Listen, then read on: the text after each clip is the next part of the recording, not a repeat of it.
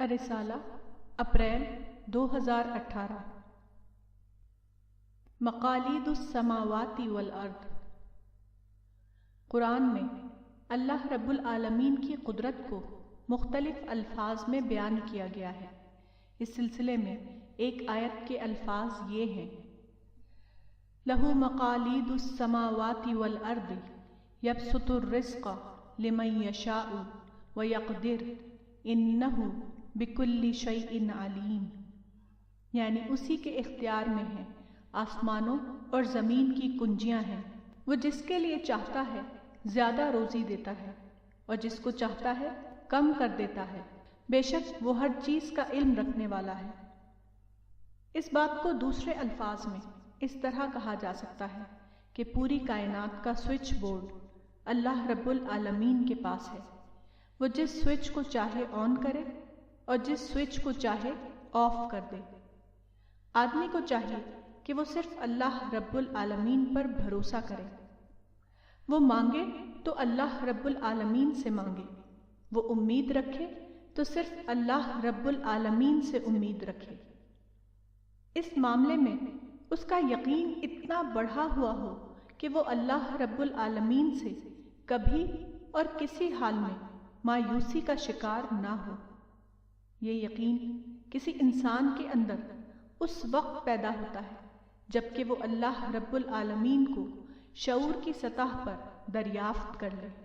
ایک اور مقام پر اس حقیقت کو ان الفاظ میں بیان کیا گیا ہے: وَلِلَّهِ خَزَائِنُ السَّمَاوَاتِ وَالْأَرْضِ وَلَكِنَّ الْمُنَافِقِينَ لَا يَفْقَهُونَ، یعنی اور آسمانوں اور زمین کے خزانے اللہ ہی کے ہیں لیکن منافقین نہیں سمجھتے۔ اس آیت میں منافقین سے مراد کوئی فرقہ نہیں ہے، بلکہ اس سے مراد وہ لوگ ہیں جو زبان سے اللہ کا اقرار تو کریں مگر اللہ پر ان کا اقرار دریافت یا ڈسکوری کے درجے تک نہ پہنچا ہو۔ اس بنا پر ان کا اقرار یقین کی کیفیت سے خالی ہو، وہ لپ سروس کے درجے میں اللہ کو مانتے ہوں لیکن اللہ کا عقیدہ ان کی شخصیت سازی میں مؤثر عامل کی حیثیت سے شامل نہ ہوا ہو۔ وہ اللہ کو مانے مگر اللہ ان کے لیے یقین کا سرمایہ نہ بنا ہو۔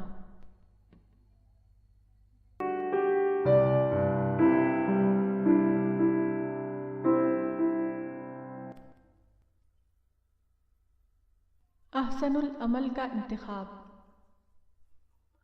قرآن میں تخلیق کا مقصد یہ بتایا گیا ہے کہ احسن العمل یا بیسٹ ان کنڈکٹ افراد کا انتخاب یا سلیکشن کیا جائے۔ الملک۔ اللہ رب العالمین کا یہ منصوبہ ہے کہ پوری تاریخ بشری سے ایسے افراد کا انتخاب کیا جائے جو اپنے کیریکٹر کے اعتبار سے بہترین لوگ ہوں۔ اس تخلیقی نقشے کے مطابق دنیا میں مختلف قسم کے حالات پیش آتے ہیں۔ ان حالات کے درمیان ان افراد کا انتخاب کیا جاتا ہے جو احسن العمل ہوں۔ اس کا مقصد یہ ہے کہ پوری تاریخ کے بہترین انسانوں کو چن کر ان کا ایک اعلیٰ معاشرہ بنایا جائے۔ اسی اعلیٰ معاشرے کا نام جنت یا پیراڈائز ہے۔ منتخب افراد پر مبنی اس معاشرے کا ذکر قرآن میں ان الفاظ میں آیا ہے: وَمَن يُطِعِ اللَّهَ وَالرَّسُولَ فَأُولَٰئِكَ مَعَ الَّذِينَ أَنْعَمَ اللَّهُ عَلَيْهِم مِّنَ النَّبِيِّينَ وَالصِّدِّيقِينَ وَالشُّهَدَاءِ وَالصَّالِحِينَ وَحَسُنَ أُولَٰئِكَ رَفِيقًا، یعنی اور جو اللہ اور رسول کی اطاعت کرے گا وہ ان لوگوں کے ساتھ ہوگا جن پر اللہ نے انعام کیا، یعنی پیغمبر اور صدیق اور شہید اور صالح، کیسی اچھی ہے ان کی رفاقت۔ قرآن کے الفاظ میں جنت حسن رفاقت کا ایک اعلیٰ معاشرہ ہے۔ اس معاشرے کے افراد کی صفت کیا ہوگی، اس کا ذکر قرآن میں موجود ہے۔ اس کی امتیازی صفت یہ ہوگی کہ جنت دار السلام یا دا ہوم آف پیس ہوگا۔ الانعام۔ وہاں کے ہر فرد کے دل میں دوسروں کے لیے امن اور خیر خواہی کا جذبہ ہوگا۔ وہاں کسی فرد کے ذریعے دوسرے فرد کو زحمت یا نیوسنس کا تجربہ نہ ہوگا۔ وہاں ہر شخص مثبت سوچ یا پازیٹیو تھنکنگ کا حامل ہوگا وغیرہ۔ ان کی یہ اعلیٰ صفت آخرت کی تربیت کا نتیجہ نہ ہوگی، بلکہ خود دنیا کی زندگی میں وہ اسی اصول پر سیلف میڈ مین بن چکے ہوں گے۔ یہ وہ لوگ ہوں گے جو دنیا میں اسی اصول کی پیروی کر کے خود انضباطی زندگی یا سیلف ڈسپلن لائف کا ثبوت دے چکے ہوں گے۔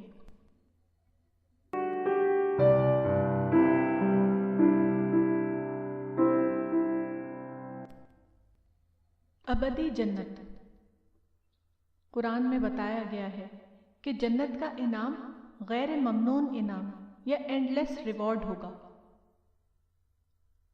اس سلسلے میں قرآن میں 4 جگہ اجر غیر ممنون کے الفاظ آئے ہیں۔ ایک جگہ یہ حقیقت مندرجہ ذیل الفاظ میں بیان ہوئی ہے، وَأَمَّا الَّذِينَ سُعِدُوا فَفِي الْجَنَّةِ خَالِدِينَ فِيهَا مَا دَامَتِ السَّمَاوَاتُ وَالْأَرْضُ إِلَّا مَا شَاءَ رَبُّكَ عَطَاءً غَيْرَ مَجْزُوزٍ، یعنی اور جو لوگ خوش بخت ہیں وہ جنت میں ہوں گے، وہ اس میں رہیں گے جب تک آسمان اور زمین قائم ہے، مگر جو تیرا رب چاہے، ایک عطیہ جو کبھی ختم ہونے والا نہیں۔ جنت کا غیر منقطع ہونا واضح ہے، کیونکہ جنت رب العالمین کا عطیہ ہے، اور خدائے لامحدود کا عطیہ کبھی محدود نہیں ہو سکتا۔ یہ رب العالمین کی شان کے خلاف ہے کہ وہ کسی کو محدود عطیہ دے۔ محدود عطیے کا تصور اللہ رب العالمین کے کمتر اندازے یا انڈر ایسٹیمیشن کے ہم معنی ہے، اور ایسا کبھی ہونے والا نہیں۔ اب سوال انسان کا ہے، کیا یہ لامحدودیت جو اللہ کی نسبت سے ہے وہ انسان کی نسبت سے بھی باقی رہے گی؟ اس کا جواب ہاں ہے، جو خدا کی طرف سے انہیں بطور عطیہ ملے گا۔ قرآن میں بتایا گیا ہے کہ اہل جنت کو جنت میں داخلہ مل جائے گا تو وہ کہیں گے الحمدللہ الذی اذھب عنا الحزن، یعنی شکر ہے اللہ کا جس نے ہم سے رنج کو ختم کر دیا۔ اہل جنت کی طرف سے احساس حمد بلا شبہ ایک تخلیقی احساس یا کریٹو فیلنگ کی بات ہے۔ یہ کریٹو احساس انہوں نے دنیا کی زندگی میں حاصل کیا ہوگا۔ یہ کریٹو احساس حمد جو جنت کے پانے سے پہلے بذریعہ معرفت اہل جنت کے اندر پرورش پائے گا، وہ اتنا طاقتور ہوگا کہ وہ جنت کا ابدی عطیہ پانے کے بعد بھی برابر ایک اضافہ پذیر تجربے کی حیثیت سے جاری رہے گا۔ جنت جس طرح ابدی ہوگی، اسی طرح جنت کے پانے پر احساس حمد بھی یقینی طور پر ابدی ہوگا۔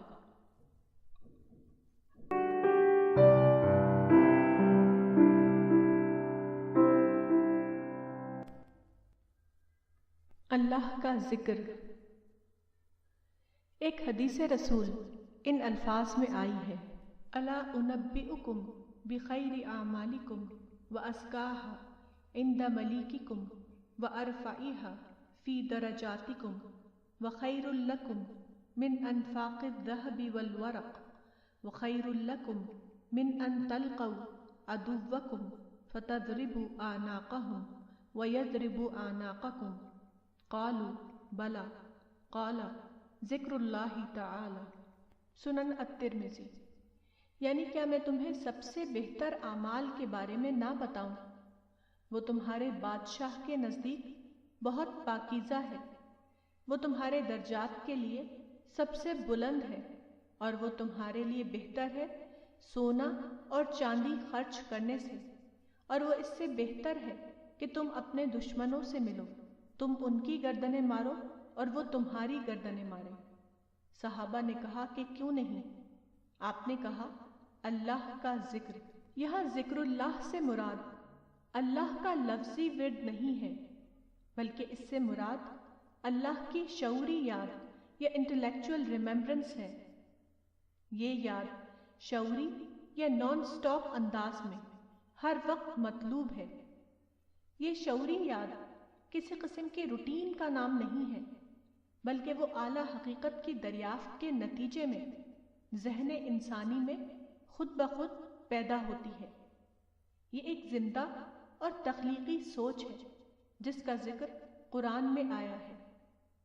ان آیتوں کا ترجمہ یہ ہے: آسمانوں اور زمین کی پیدائش میں اور رات دن کے باری باری آنے میں عقل والوں کے لیے بہت نشانیاں ہیں، جو کھڑے اور بیٹھے اور اپنی کروٹوں پر اللہ کو یاد کرتے ہیں اور آسمانوں اور زمین کی پیدائش میں غور کرتے رہتے ہیں۔ وہ کہہ اٹھتے ہیں: اے ہمارے رب، تو نے یہ سب بے مقصد نہیں بنایا، تو پاک ہے، بس ہم کو آگ کے عذاب سے بچا۔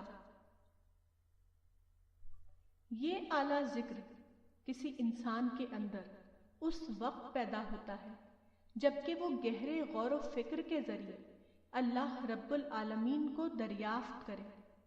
یہ دریافت اتنی کامل ہو کہ وہ سوچ پر غالب آ جائے، اس کی شخصیت اسی دریافت میں ڈھل جائے، وہ اس کے صبح و شام کا ناگزیر اثاثہ بن جائے۔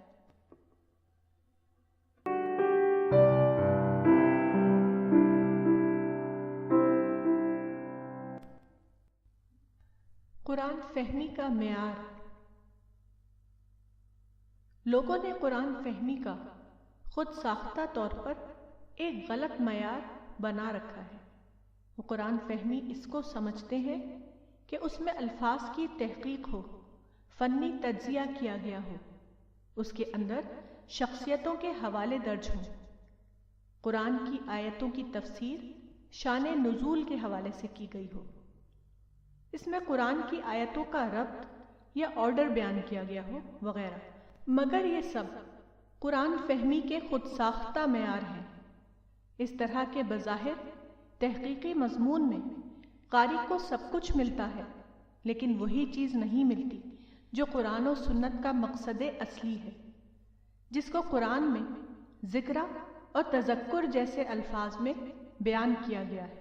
اسی طرح کی فنی تشریح و تفسیر کے بارے میں انور شاہ کشمیری نے ایک حدیث کی شرح کے ذیل میں کہا ہے: لم يتحصل عندنا منه شيء غیر حل الالفاظ، فیض الباری علی صحیح البخاری۔ یعنی ہمیں اس سے حل الفاظ کے علاوہ کچھ نہیں ملا۔ قرآن و حدیث کو پڑھنے کا اصل فائدہ یہ ہے کہ آدمی کے اندر خدا کا خوف پیدا ہو، اس کو اس میں اللہ سے محبت کی غذا ملے، اس کو اللہ و رسول کے کلام میں حکمت یا وزڈم کی دریافت ہونے لگے۔ اس کے لیے قرآن و سنت کا مطالعہ اللہ سے ملاقات کے ہم معنی بن جائے۔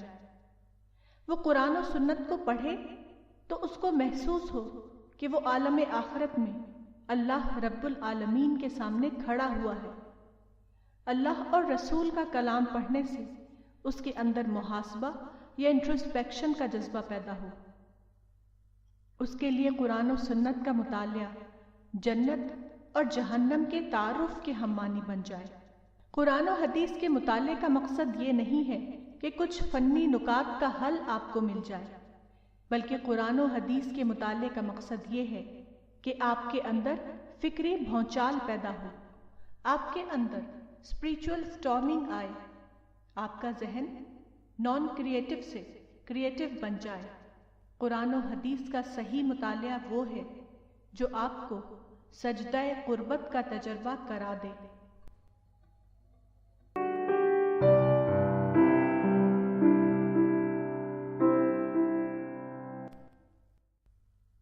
پر امید آیات و احادیث۔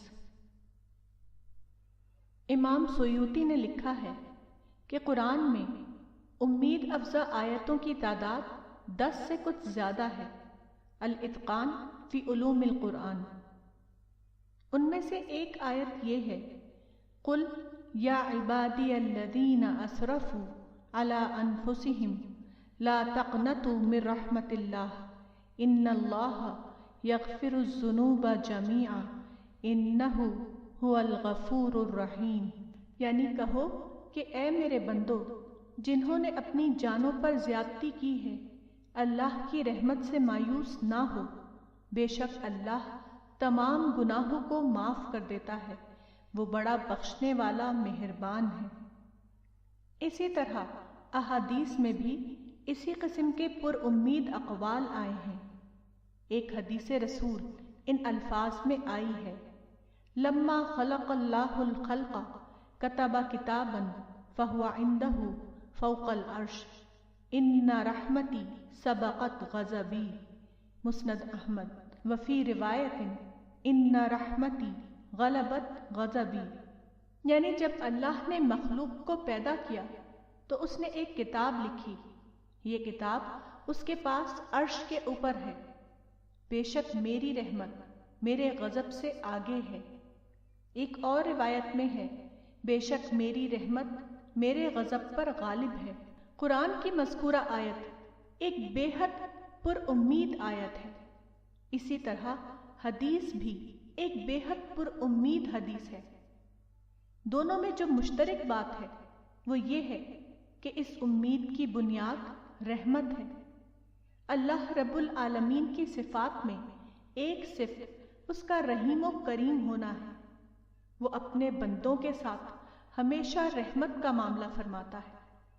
اللہ رب العالمین کی یہ صفت بندے کے لیے بلا شبہ سب سے زیادہ پر امید صفت ہے۔ اللہ رب العالمین کا رحیم و کریم ہونا اس کے بندوں کو یہ موقع دیتا ہے کہ وہ ایسے الفاظ میں اپنے رب کو پکارے جو اللہ کی رحمت کو انووک کرنے والے ہوں۔ اگر بندہ ایسی دعا کرے تو وہ گویا اسم اعظم کے ساتھ اپنے رب کو پکارتا ہے، اور جو آدمی اسم اعظم کے ساتھ اپنے رب کو پکارے تو اللہ رب العالمین اس کی پکار کو ضرور قبول فرماتا ہے۔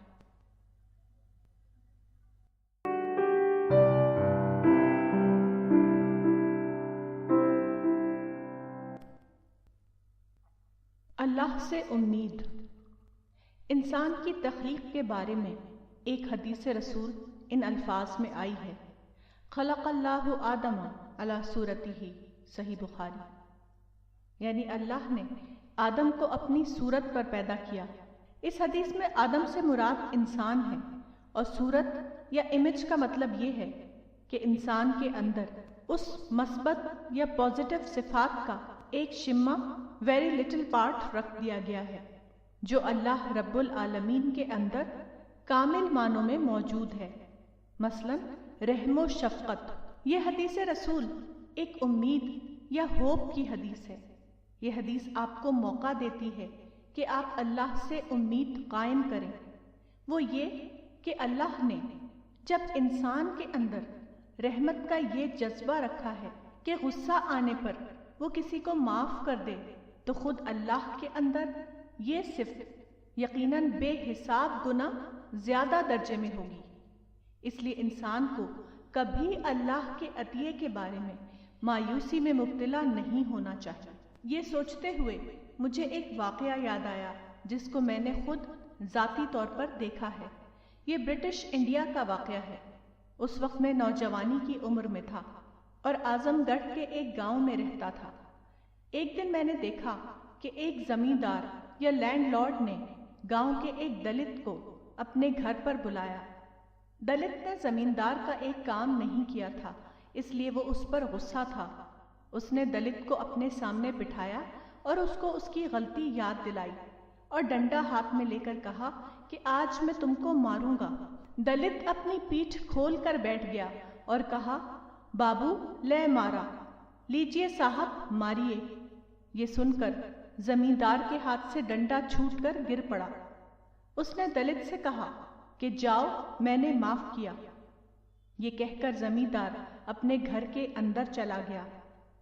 اس واقعے کے بعد میں نے سوچا کہ زمیندار کے اندر یہ صفت خالق کی دی ہوئی تھی، اس لیے خالق کے اندر یہ صفت یقیناً اور بھی زیادہ ہوگی۔ خالق یقیناً مجھے معاف کر دے گا اگر میں اس کے سامنے اپنے آپ کو جھکا دوں۔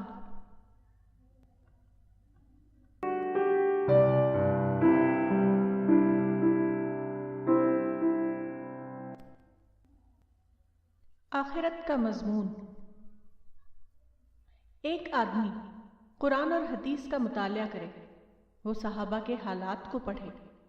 اگر وہ سنجیدہ ہے تو عین ممکن ہے کہ اس کی سوچ آخرت رخی سوچ بن جائے۔ وہ آخرت کے مضمون پر لکھنا اور بولنا شروع کر دے، لیکن عین ممکن ہے کہ اب بھی اس کا لکھنا آخرت نویسی کے ہم مانی ہو۔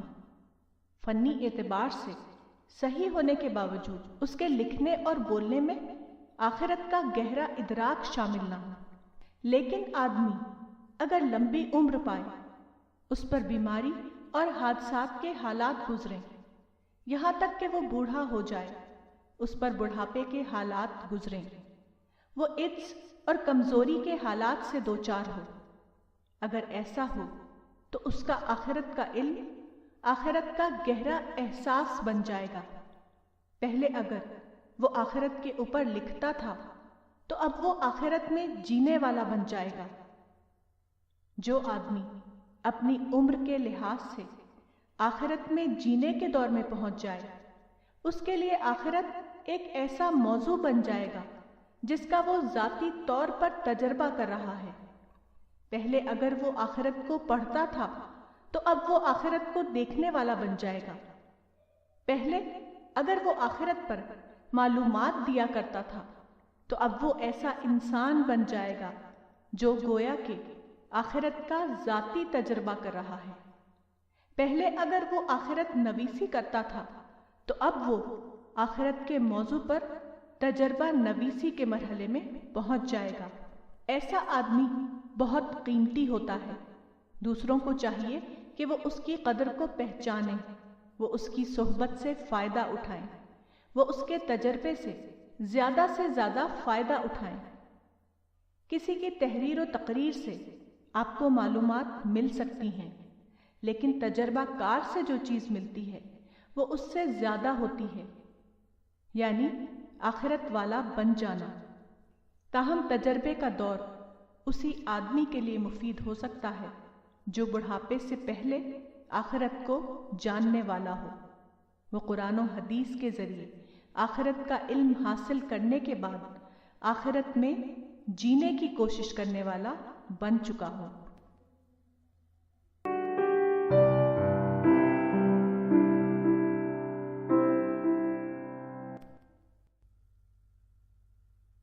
ہر ایک کے لیے خیر۔ پیغمبر اسلام صلی اللہ علیہ وسلم کی ایک حدیث ان الفاظ میں آئی ہے: عن ابی ہریرہ قال قال رسول اللہ صلی اللہ علیہ وسلم المؤمن القوی خیر واحب الی اللہ من المؤمن الضعیف وفی کل خیر۔ صحیح مسلم۔ حضرت ابو ہریرہ سے روایت ہے کہ رسول اللہ صلی اللہ علیہ وسلم نے فرمایا، طاقتور مومن اللہ کے نزدیک بہتر اور زیادہ محبوب ہے کمزور مومن سے، اور بھلائی ہر ایک کے لیے ہے۔ ایک شخص اگر پیدائشی طور پر طاقتور ہو تو اس کے لیے یہ ممکن ہوتا ہے کہ وہ اپنے تمام معاملات کو خود اپنی طاقت سے درست کر لے، لیکن جو انسان پیدائشی طور پر کمزور ہو وہ بظاہر اس قابل نہیں ہوتا کہ اپنے معاملات کو خود اپنی طاقت سے درست کر سکے۔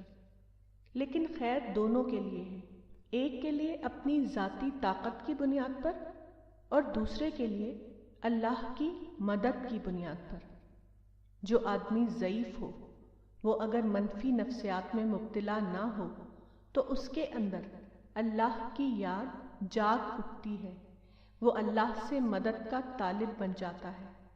اس بنا پر یہ ہوتا ہے کہ اللہ اس کی مدد پر آ جاتا ہے۔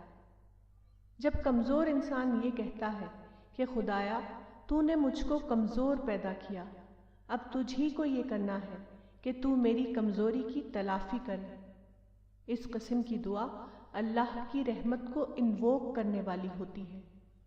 اللہ ایسے انسان کی طرف مزید اضافے کے ساتھ متوجہ ہو جاتا ہے۔ جو انسان اپنے آپ کو طاقتور پائے، اس کے اندر اپنے آپ پر بھروسے کی نفسیات پیدا ہو جاتی ہے۔ اس کے برعکس جو آدمی اپنے آپ کو کمزور پائے، اس کے اندر اللہ سے طلب کی نفسیات جاگ اٹھتی ہے۔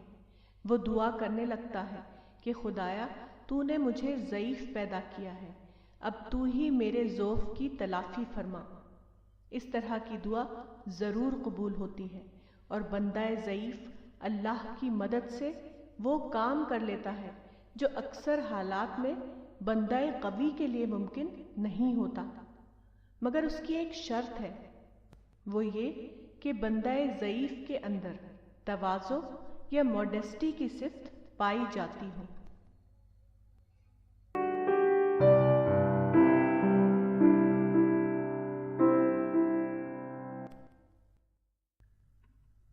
انسان اور کائنات۔ انسان موجودہ دنیا میں پیدائش کی بنیاد پر داخل ہوتا ہے۔ ہر پیدا ہونے والا ماں کے پیٹ سے نکل کر موجودہ دنیا میں داخل ہو جاتا ہے۔ یہ کسی انسان کے لیے اس دنیا میں پہلا داخلہ ہے۔ یہ داخلہ ہر انسان کو محض پیدائش کی بنیاد پر مل جاتا ہے، مگر یہ داخلہ عارضی داخلہ ہے۔ موت کے بعد انسان دوبارہ خدا کی دنیا میں داخل ہوتا ہے۔ دنیا میں پہلا داخلہ عارضی داخلہ تھا، لیکن دوسرا داخلہ مستقل داخلہ ہے۔ پہلا داخلہ کسی کو پیدائش کی بنیاد پر اپنے آپ مل جاتا ہے، لیکن دوسرے داخلے کی نوعیت بالکل مختلف ہے۔ دوسرا داخلہ کسی انسان کو صرف استحقاق یا میرٹ کی بنیاد پر ملے گا۔ پہلے دور حیات کی حیثیت یہ ہے کہ وہ استحقاق ثابت کرنے کا دور ہے۔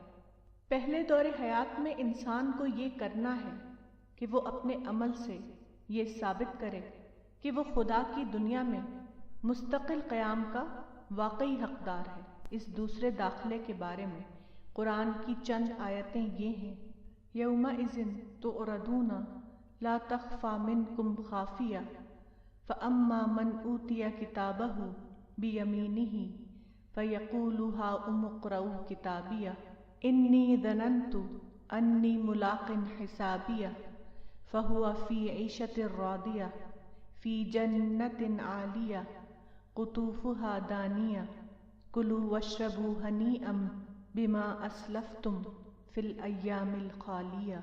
یعنی اس دن تم پیش کیے جاؤ گے، تمہاری کوئی بات پوشیدہ نہ ہوگی، بس جس شخص کو اس کا اعمال نامہ اس کے دائیں ہاتھ میں دیا جائے گا تو وہ کہے گا کہ لو میرا اعمال نامہ پڑھو، میں نے گمان رکھا تھا کہ مجھ کو میرا حساب پیش آنے والا ہے۔ بس وہ ایک پسندیدہ زندگی میں ہوگا، اونچے باغ میں اس کے پھل جھکے پڑ رہے ہوں گے۔ کھاؤ اور پیو خوشی کے ساتھ ان اعمال کے بدلے میں جو تم نے گزرے ہوئے دنوں میں کیے۔ خدا کی دنیا میں پہلے داخلے کے ساتھ مصیبت شامل تھی، اس کے برعکس یہ دوسرا داخلہ تمام تر ہنیئن یعنی پلیجر کا داخلہ ہوگا۔ پہلا داخلہ امتحان کے لیے تھا اور دوسرا داخلہ انعام کے لیے ہوگا۔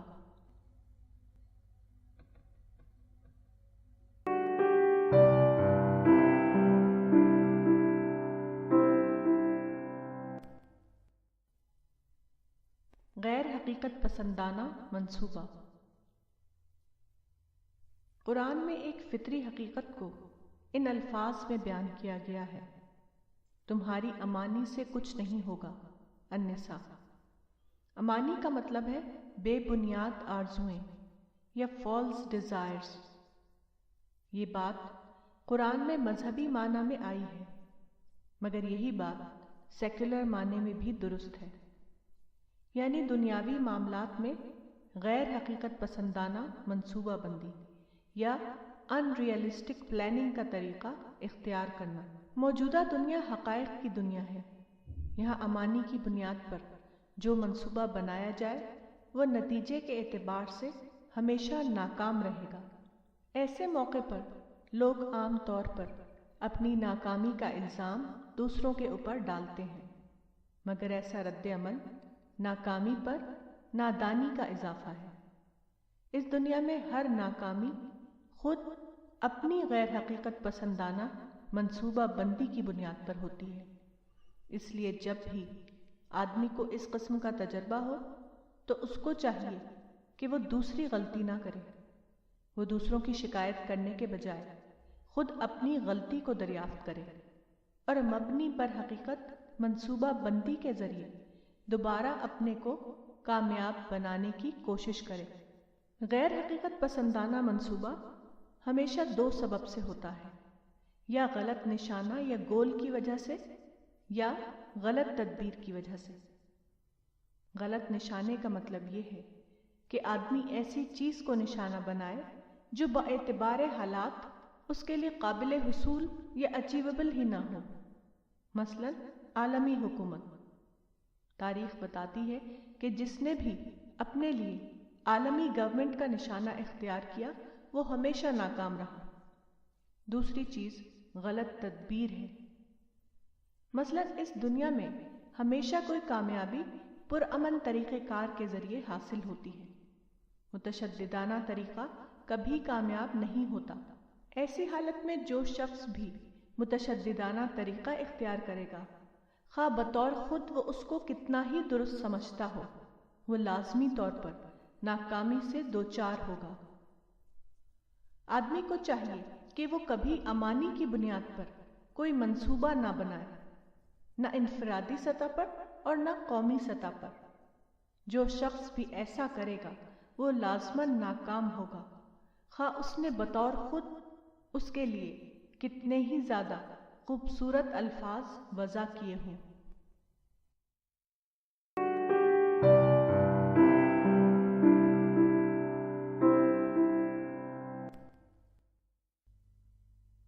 اہل مغرب کا کنٹریبیوشن۔ ایک سروے میں یہ پوچھا گیا کہ دور جدید کی سب سے اہم ایجاد کیا ہے؟ ایک مغربی انسان نے اس کے جواب میں کہا کہ سائفن۔ سائفن اس ٹیکنیک کا نام ہے جو واش روم میں کوئی نیا مسئلہ پیدا کیے بغیر اس کی گندگی کو پوری طرح صاف کر دیتا ہے۔ Siphon, a tube used to convey liquid upwards from a reservoir and then down to a lower level of its own accord. Once liquid has been forced into the tube, typically by suction or immersion, flow continues unaided. Siphon صفائی کی ایک سادہ technique ہے، لیکن پوری تاریخ میں کوئی حیوان اس کو دریافت نہ کر سکا۔ دور جدید میں جب عقل کا آزادانہ استعمال شروع ہوا تو انسان نے دوربین اور خوردبین سے لے کر سائفن تک بے شمار چیزیں دریافت کیں۔ ماڈرن تہذیب کو وجود میں لانے کا کام تقریباً تمام تر اہل مغرب نے انجام دیا ہے۔ اس معاملے پر غور کرتے ہوئے راقم الحروف نے یہ سمجھا ہے کہ اس معاملے میں اللہ تعالیٰ نے تقسیم کار کا اصول اختیار فرمایا ہے، یعنی دین حق کی اشاعت کا کام اہل اسلام کی ذمہ داری قرار دیا اور اہل مغرب کو اس معاملے میں حدیث کے الفاظ میں تائید کا رول عطا فرمایا۔ دین خداوندی کی اشاعت کے معاملے میں اہل اسلام کا رول براہ راست رول ہے اور اہل مغرب کا رول بالواسطہ رول۔ مگر بعض اسباب سے مسلمانوں نے اہل مغرب کو اپنا دشمن سمجھ لیا اور ان کے خلاف مسلح یا غیر مسلح جنگ چھیڑ دیا۔ اس کا نتیجہ یہ ہوا کہ دین کی دعوت و اشاعت کا کام انجام پانے سے رہ گیا۔ دین کی دعوت و اشاعت کے لیے جن مادی چیزوں کی ضرورت تھی ان سب کو اہل مغرب نے جدید صنعت اور جدید ٹیکنالوجی کے ذریعے فراہم کیا۔ اب اہل اسلام کے لیے ضروری ہے کہ وہ اہل مغرب کا شکریہ ادا کرتے ہوئے ان ذرائع کو دین خداوندی کی تائید کے لیے استعمال کریں۔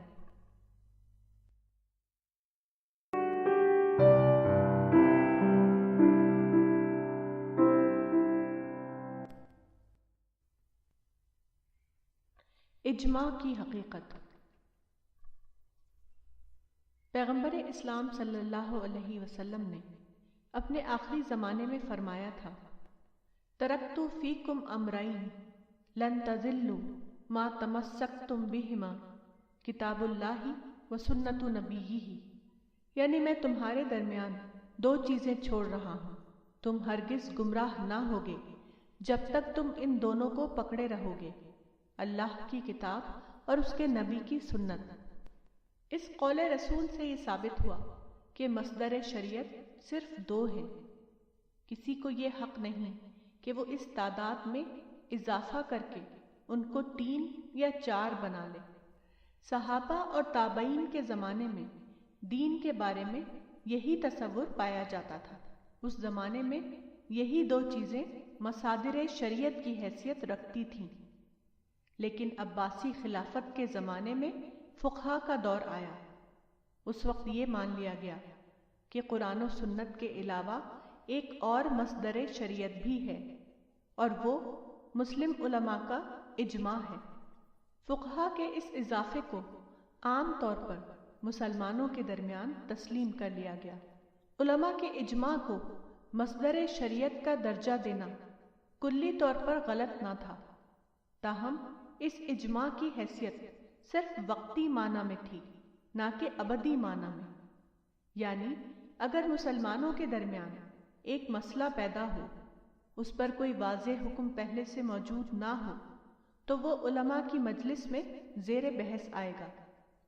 اس مباحثے کے بعد اگر علماء کے اتفاق رائے سے ایک بات طے ہو جائے تو اس کو اجماع امت کہا جا سکتا ہے، لیکن شریعت کے ابدی مصدر کی حیثیت سے نہیں، بلکہ ایک پیش آمدہ مسئلے میں وقتی اعتبار سے شریعت کے عملی موقف کو متعین کرنے کے لیے۔ یہ پیش آمدہ مسئلے کا ایک وقتی حل ہے، وہ شریعت اسلامی کا ابدی حصہ نہیں۔ پیش آمدہ مسئلے میں اس قسم کے اجماع یا اتفاق رائے کو وقتی معنی میں قابل اتباع سمجھا جا سکتا ہے، لیکن یہ گنجائش یقیناً باقی رہے گی کہ بات کو نئے حالات میں علماء کوئی نیا فیصلہ دیں۔ اس معاملے میں علماء کسی سابق اجماع کے پابند نہ ہوں گے، گویا کہ اس قسم کا اجماع پیش آمدہ مسئلے کو حل کرنے کی ایک وقتی تدبیر ہے، نہ یہ کہ اس کو ہمیشہ کے لیے شریعت کا ایک مستقل مصدر یا سورس مان لیا جائے۔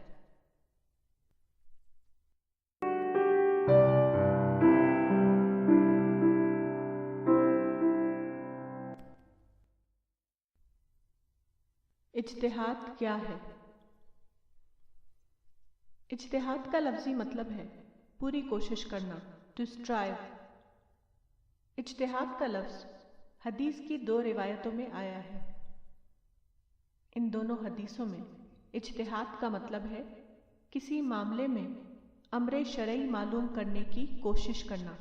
قرآن میں اس کے ہم معنی لفظ استنباط آیا ہے، اس کا مطلب ہے نتیجہ اخذ کرنا، to infer۔ اجتہاد یا استنباط کی کوئی لازمی شرط یا کنڈیشن نہیں ہے، ہر آدمی اجتہاد اور استنباط کا عمل کر سکتا ہے۔ اس کی شرط صرف یہ ہے کہ کسی اجتہاد یا استنباط کو مطلق نہ سمجھا جائے، بلکہ اس کو نظر ثانی کا موضوع یا سبجیکٹ ٹو ری ایگزامینیشن سمجھا جائے۔ حدیث میں آیا ہے اذا حکم الحاکم فاجتہد فاصاب فلہ اجران واذا اجتہد فاخطأ فلہ اجر۔ صحیح بخاری۔ یعنی جب کوئی حاکم فیصلہ دے اور وہ اجتہاد کرے اور اس کا وہ حکم درست ہو تو اس کو دوہرا اجر ملے گا، اور اگر اس نے کوئی ایسا حکم دیا جس میں اس نے اجتہاد کیا لیکن وہ خطا کر گیا تو اس کو 1 اجر ملے گا۔ اس کا مطلب یہ ہے کہ کسی کا اجتہاد مطلق اجتہاد نہیں ہے، ہر شخص کا اجتہاد نظر ثانی کا موضوع یا سبجیکٹ ٹو ری ایگزامینیشن ہے۔ اجتہاد کے حق ہونے یا نہ ہونے کی بنیاد پر کسی کے اجتہاد کو جانچا نہیں جائے گا، بلکہ اس اعتبار سے جانچا جائے گا کہ بحث و تحقیق کے بعد اس کا اجتہاد درست ثابت ہوا ہے یا وہ ایک غلط اجتہاد تھا۔ اجتہادی خطا پر ایک اجر کا وعدہ یہ معنی رکھتا ہے کہ اجتہاد کا دروازہ کسی حال میں بند نہیں، بلکہ جو دروازہ بند ہے وہ صرف یہ ہے کہ کسی کے اجتہاد کو تنقید سے بالا تر سمجھ لیا جائے اور یہ عقیدہ بنا لیا جائے کہ فلاں شخص امام برحق یا مجتہد مطلق ہے اور اس کے اجتہاد کو کسی مزید تحقیق کے بغیر تسلیم کرنا چاہیے۔ گویا کہ خود اجتہاد کا دروازہ بند نہیں ہے، بلکہ نبی کے سوا کسی اور کو مطلق شارع سمجھنے کا دروازہ بند ہے۔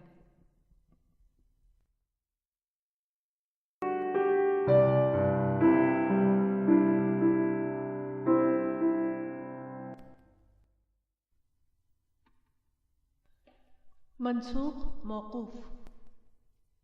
دین کے احکام ممکن طور پر دو قسم کے ہو سکتے ہیں، ایک وہ جو قابل تنسیخ ہوں اور دوسرا وہ جن کو منسوخ تو نہ کیا جا سکتا ہو لیکن ان کو وقتی طور پر موقوف کرنا درست ہو۔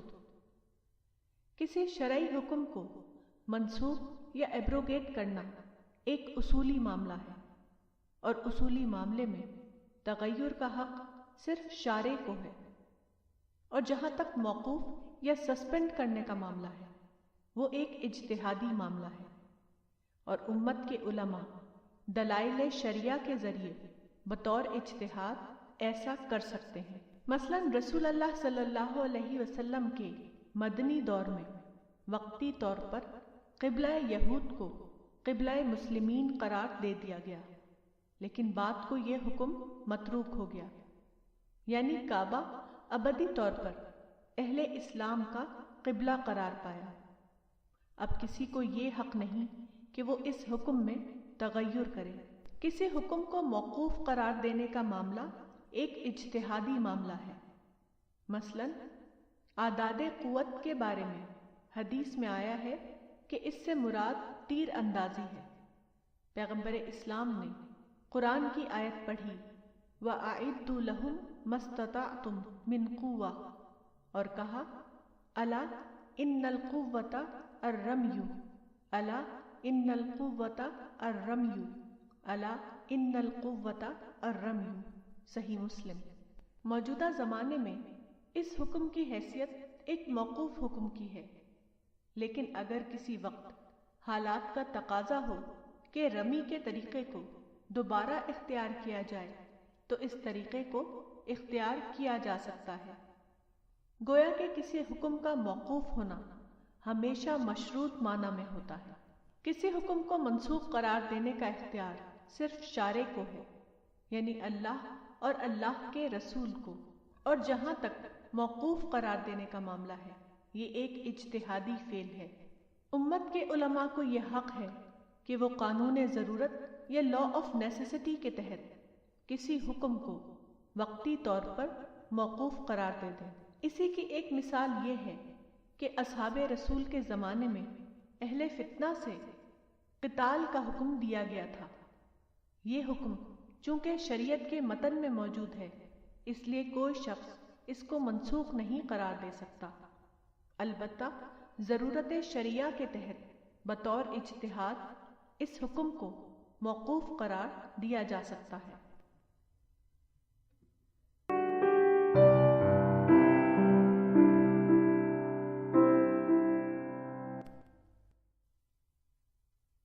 Intellectual trap.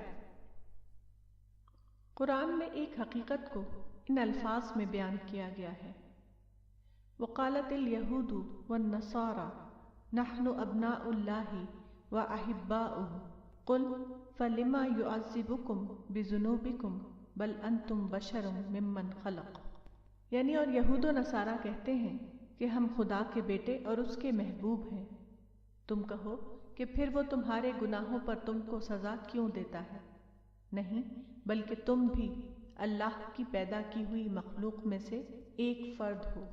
انسان کا یہ مزاج ہے کہ وہ کسی خود ساختہ نظریے کے تحت شعوری یا غیر شعوری طور پر اپنے آپ کو اسپیشل سمجھنے لگتا ہے، کبھی نسل کی بنیاد پر، کبھی مذہب کی بنیاد پر، کبھی کلچر کی بنیاد پر، کبھی اپنے علاقے کی بنیاد پر، کبھی کسی اور بنیاد پر۔ جو لوگ اس طرح اپنے آپ کو اسپیشل سمجھ لیں وہ عملاً ایک قسم کے ذہنی شکنجے یا انٹلیکچوئل ٹریپ میں پھنس جاتے ہیں۔ ایسے لوگوں کا حال یہ ہوتا ہے کہ وہ ذہنی جمود یا انٹلیکچوئل اسٹیگنیشن میں مبتلا ہو جاتے ہیں۔ ان کے اندر تخلیقی سوچ ختم ہو جاتی ہے۔ وہ اپنے آپ کو اس سے اوپر سمجھ لیتے ہیں کہ وہ اپنے بارے میں نظر ثانی کریں۔ اپنی غلطی کو ماننا ان کے مزاج میں باقی نہیں رہتا۔ وہ اپنے آپ کو دوسروں سے افضل سمجھ لیتے ہیں۔ ان کے نزدیک ان کے اپنے رہنمائے اعظم بن جاتے ہیں۔ وہ اپنے اہل علم کو مفکر اعظم سمجھ لیتے ہیں۔ ان کی اپنی شخصیتیں عہد ساز شخصیتوں کا درجہ حاصل کر لیتی ہیں۔ وہ شعوری یا غیر شعوری طور پر سمجھ لیتے ہیں کہ غلطی دوسروں کی ہے نہ کہ ہماری۔ ایسے لوگ موضوعی سوچ یا آبجیکٹو تھنکنگ سے محروم ہو جاتے ہیں۔ وہ اس قابل نہیں رہتے کہ وہ اپنے معاملات کی حقیقت پسندانہ منصوبہ بندی یا ریئلسٹک پلاننگ کریں۔ ترقی کا سب سے بڑا راز یہ ہے کہ لوگوں میں خود اپنے آپ پر تنقید یا سیلف کرٹیسزم کا مزاج ہو، اور ایسے لوگوں میں یہ مزاج مکمل طور پر ختم ہو جاتا ہے۔ وہ تعریف کرنے والے کو اپنا دوست اور تنقید کرنے والے کو اپنا دشمن سمجھ لیتے ہیں۔ ایسے لوگوں کے لیے ترقی کا راز یہ ہے کہ وہ اپنی اس کمزوری سے باہر آئیں۔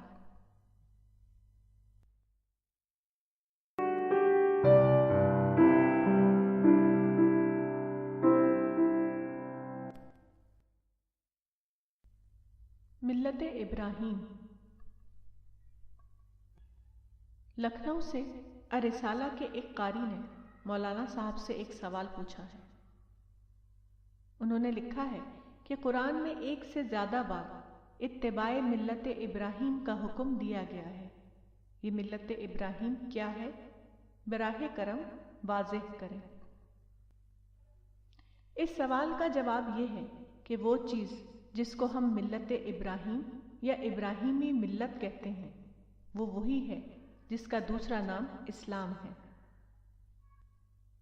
اصل یہ ہے کہ اس وقت دنیا میں 3 بڑے آسمانی مذاہب ہیں: دین یہود، دین نصارہ اور دین محمد۔ ان تینوں مذاہب کے مورث اعلیٰ حضرت ابراہیم علیہ السلام تھے، اس لیے حضرت ابراہیم علیہ السلام کو قرآن میں امام الناس کہا گیا ہے۔ تینوں مذاہب کے بانی حضرت ابراہیم کی نسل سے تعلق رکھتے ہیں۔ حضرت ابراہیم کی اسی جامعیت کی بنا پر قرآن میں ان کو امت کہا گیا ہے۔ حضرت ابراہیم علیہ السلام تقریباً 4000 سال پہلے قدیم عراق میں پیدا ہوئے۔ حضرت ابراہیم علیہ السلام ایک صاحب کتاب پیغمبر تھے، اگرچہ ان کی کتاب آج محفوظ نہیں۔ اسی طرح بقیہ تینوں مذاہب کے انبیاء میں سے حضرت موسیٰ اور حضرت مسیح صاحب کتاب پیغمبر تھے، تاہم ان کی کتابیں بھی آج پوری طرح محفوظ حالت میں نہیں ہیں۔ حضرت محمد صلی اللہ علیہ وسلم نے اسی بارے میں یہ کہا کہ میں اسی دین کو لے کر آیا ہوں جس دین کو لے کر حضرت ابراہیم علیہ السلام آئے تھے۔ اس اعتبار سے رسول اللہ صلی اللہ علیہ وسلم کا مشن دین ابراہیم کی تجدید کا مشن تھا۔ رسول اللہ کو یہ خصوصیت حاصل ہوئی کہ آپ کا لایا ہوا دین ہر اعتبار سے محفوظ دین تھا، اور اب حق کے متلاشی کو اسی دین محمدی کی طرف رجوع کرنا ہے، کیونکہ اب اللہ کا دین اپنی محفوظ حالت میں صرف دین محمدی میں پایا جاتا ہے۔ مکہ کے قریش اگرچہ عملاً شرک پر قائم تھے، لیکن وہ اپنے مذہب کو حضرت ابراہیم کے ساتھ وابستہ کرتے تھے، اس لیے وسیع تر پہلو سے قریش بھی اس خطاب میں شامل ہیں۔ یہود و نصارہ اس خطاب میں براہ راست طور پر شامل تھے اور قریش بالواسطہ طور پر۔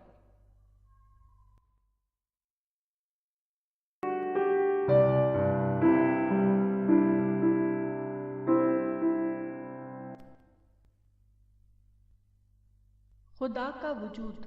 خدا اپنی ذات کے اعتبار سے انسان کو دکھائی نہیں دیتا، لیکن اپنی صفات کے اعتبار سے وہ مکمل طور پر دکھائی دینے والی حقیقت ہے۔ جو لوگ خدا کو اس کی صفات کے اعتبار سے دیکھ لیں وہی آنکھ والے لوگ ہیں۔ اس کے برعکس جو لوگ یہ کہیں کہ خدا کو اپنی ذات کے اعتبار سے ہمیں دکھاؤ، وہ بلا شبہ اندھے لوگ ہیں۔ وہ بظاہر آنکھ والے لوگ ہیں، لیکن اپنی حقیقت کے اعتبار سے وہ بے آنکھ والے لوگ ہیں، کیونکہ وہ عقل رکھتے ہوئے اپنی عقل کو استعمال نہیں کر سکے۔ وہ اپنی ظاہری آنکھ کو تو کھولتے ہیں، لیکن وہ اپنی عقل کی آنکھ کو بند رکھتے ہیں۔ موجودہ زمانے میں یہ بات ہر حقیقت سے زیادہ بڑی حقیقت بن چکی ہے۔ موجودہ زمانے میں جس چیز کو سائنس کہا جاتا ہے وہ کیا ہے؟ سائنس انسان کی عقلی آنکھ ہے۔ اس عقلی آنکھ نے موجودہ زمانے میں انسان کو وہ چیزیں دکھا دی ہیں جس کو اس سے پہلے انسان نہیں دیکھ سکتا تھا۔ اب انسان اس قابل ہو چکا ہے کہ وہ عالم اصغر یا مائکرو ورلڈ کو مائکروسکوپ کے ذریعے دیکھے، جبکہ اس سے پہلے وہ انسان کے لیے مکمل طور پر ناقابل مشاہدہ تھا۔ اسی طرح انسان کے لیے اب یہ ممکن ہو گیا ہے کہ وہ عالم کبیر یا میکرو ورلڈ کو عقل کی آنکھ سے دیکھے۔ وہ ٹیلیسکوپ کے ذریعے ایسی چیزوں کو دیکھ سکے جو پہلے اس کے لیے ناقابل مشاہدہ بنی ہوئی تھیں۔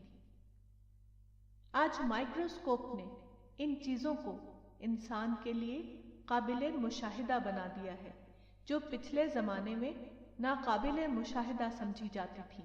اسی طرح ٹیلیسکوپ نے وہ چیزیں انسان کو دکھا دی ہیں جو پچھلے زمانے میں انسان کے لیے ناقابل مشاہدہ بنی ہوئی تھیں۔ یہ واقعہ ایک سراغ یا کلو کی حیثیت رکھتا ہے۔ یہ سراغ بتاتا ہے کہ یہ معاملہ خدا کو نہ دیکھنے کا نہیں ہے، بلکہ یہ اپنی عقل کے کمتر استعمال کا ہے۔ اگر انسان اپنی عقل کا برتر استعمال جان لے تو خدا اس کے لیے مشاہدے کے درجے میں قابل دریافت بن جائے گا۔ وہ خدا کو اس طرح جان لے گا جیسے کہ وہ اس کو دیکھ رہا ہے۔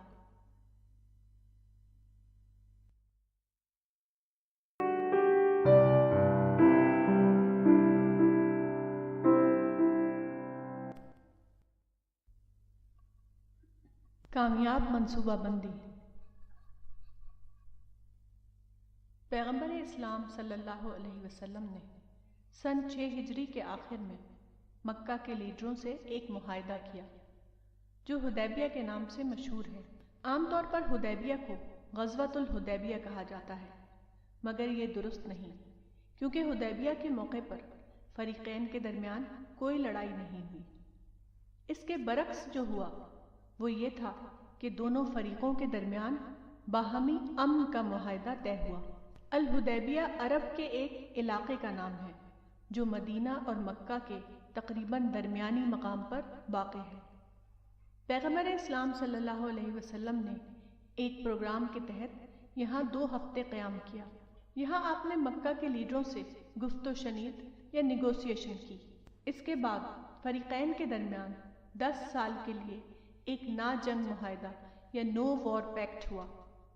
اس معاہدے کی تکمیل کے بعد مدینہ پہنچنے سے پہلے وہ صورت نازل ہوئی جو الفتح کے نام سے قرآن میں شامل ہے۔ اس صورت میں حدیبیہ کے واقعے کو فتح مبین یا کلیئر وکٹری بتایا گیا ہے۔ جب حدیبیہ کا واقعہ پیش آیا اس وقت اہل اسلام کو کوئی فتح حاصل نہیں ہوئی تھی، صرف یہ ہوا تھا کہ فریقین کے درمیان امن کا معاہدہ یا پیس ٹریٹی عمل میں آیا تھا۔ ایسی حالت میں اس واقعے کو فتح مبین کہنے کا مطلب یہ ہے کہ یہ لفظ حال کی نسبت سے نہیں بلکہ مستقبل کی نسبت سے تھا۔ اس اعتبار سے فتح مبین کا مطلب گویا فاتحانہ منصوبہ یا وکٹوریس پلاننگ کے ہم معنی ہے۔ رسول اللہ کی سنتوں میں سے ایک اہم سنت وہ ہے جس کو فاتحانہ منصوبہ بندی کہا جا سکتا ہے۔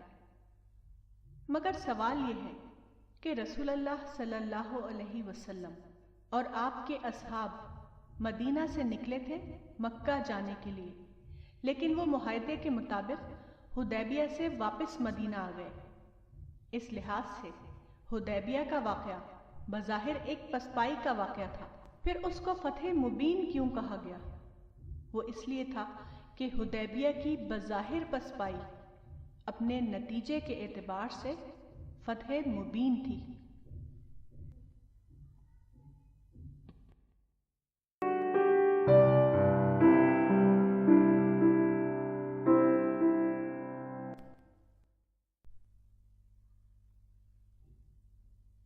قیام لیل۔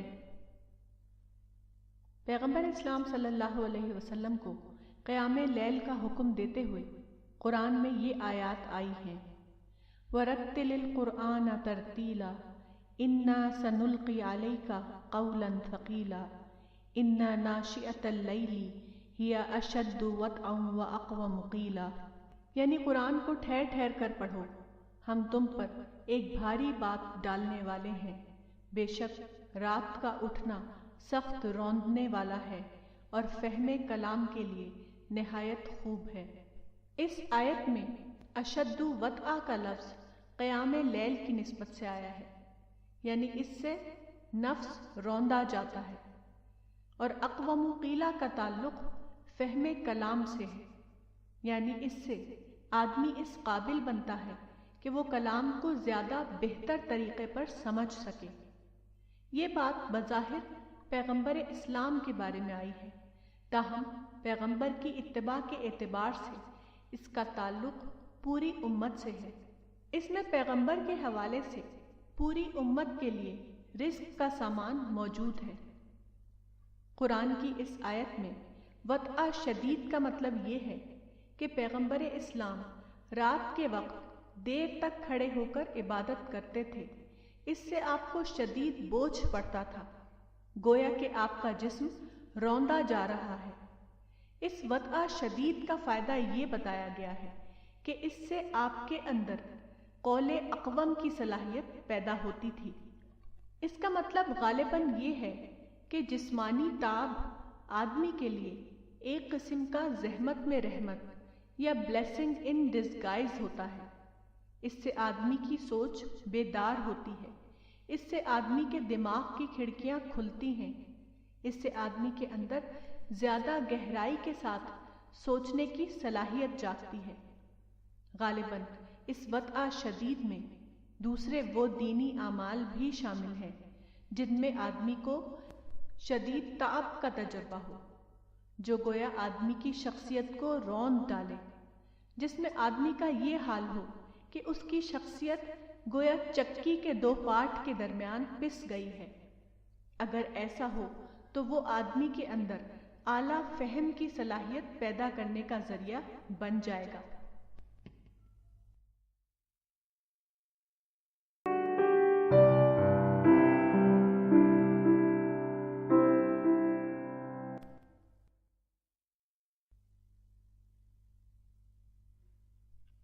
جہاد کا حکم۔ جہاد بمعنی قتال ایک خصوصی حکم ہے۔ جہاد بمعنی قتال کی ضرورت اس وقت پیش آتی ہے جبکہ مسلمانوں کی باقاعدہ حکومت قائم ہو اور اس کی سرحدوں پر کھلی جارحیت کی جائے۔ اس وقت ذمہ داران سلطنت کی طرف سے جارح سے گفت و شنید کی جائے گی۔ اگر گفت و شنید ناکام ہو جائے تو بقدر ضرورت مسلمانوں کی طرف سے منظم دفاع کیا جائے گا۔ یہی شرعی جہاد ہے۔ اس دفاع کے معاملے میں افراد کا کوئی آزادانہ رول نہیں ہے۔ افراد کو صرف یہ کرنا ہے کہ امیر سلطنت کے حکم کے مطابق دفاع میں منظم حصہ لیں۔ یہاں اس سلسلے میں ایک حوالہ درج کیا جاتا ہے۔ ابو محمد موفق الدین عبداللہ بن احمد بن محمد بن قدامہ المقدسی حنبلی، محدث، فقہ حنبلی کے عالم اور قاضی اور مفکر تھے۔ انہوں نے فقہ حنبلی کے فقہی مسائل پر بیشتر کتب تصنیف کی۔ وہ حنابلہ کے عظیم فقہاء میں سے ایک ہیں۔ ابن قدامہ کی تصنیف المغنی کا شمار فقہ حنبلی کی بنیادی کتابوں میں ہوتا ہے۔ اس کتاب کا ایک باب ہے فصل وَأَمْرُ الْجِهَادِ مَوْكُولٌ إِلَى الْإِمَامِ وَاجْتِهَادِهِ۔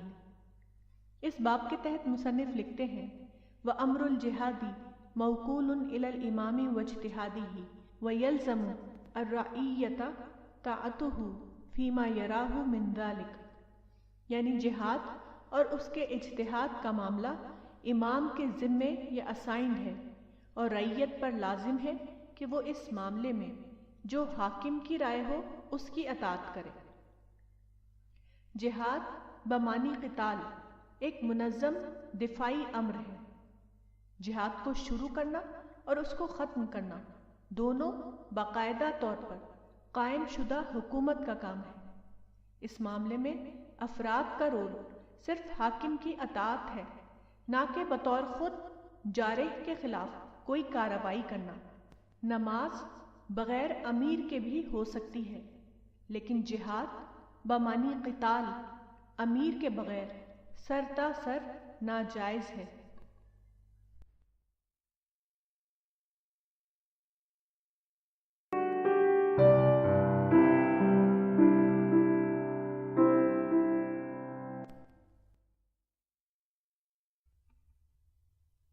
دعوت کا اسلوب۔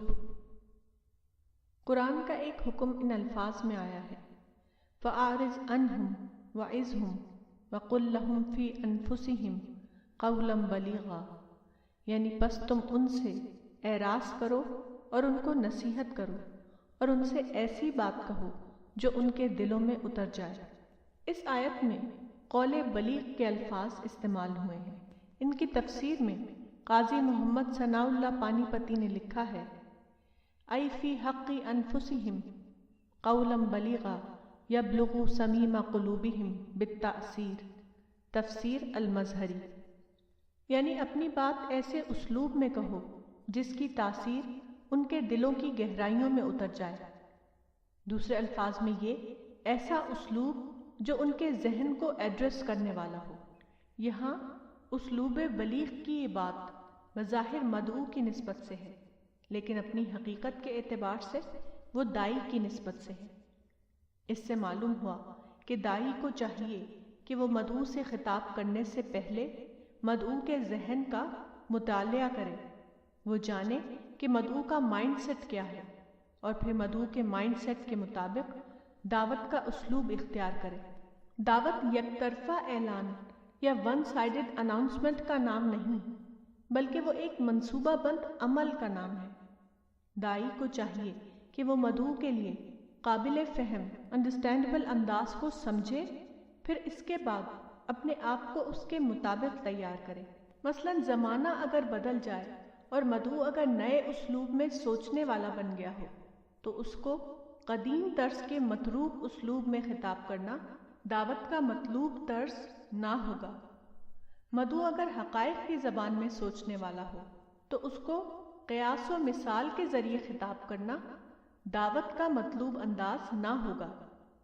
مدعو اگر عقلی تجزیے یا ریشنل انالیسس کے انداز میں سوچتا ہو تو اس کو جذباتی انداز میں کلام کرنا مطلوب اسلوب کلام نہ ہوگا، وغیرہ۔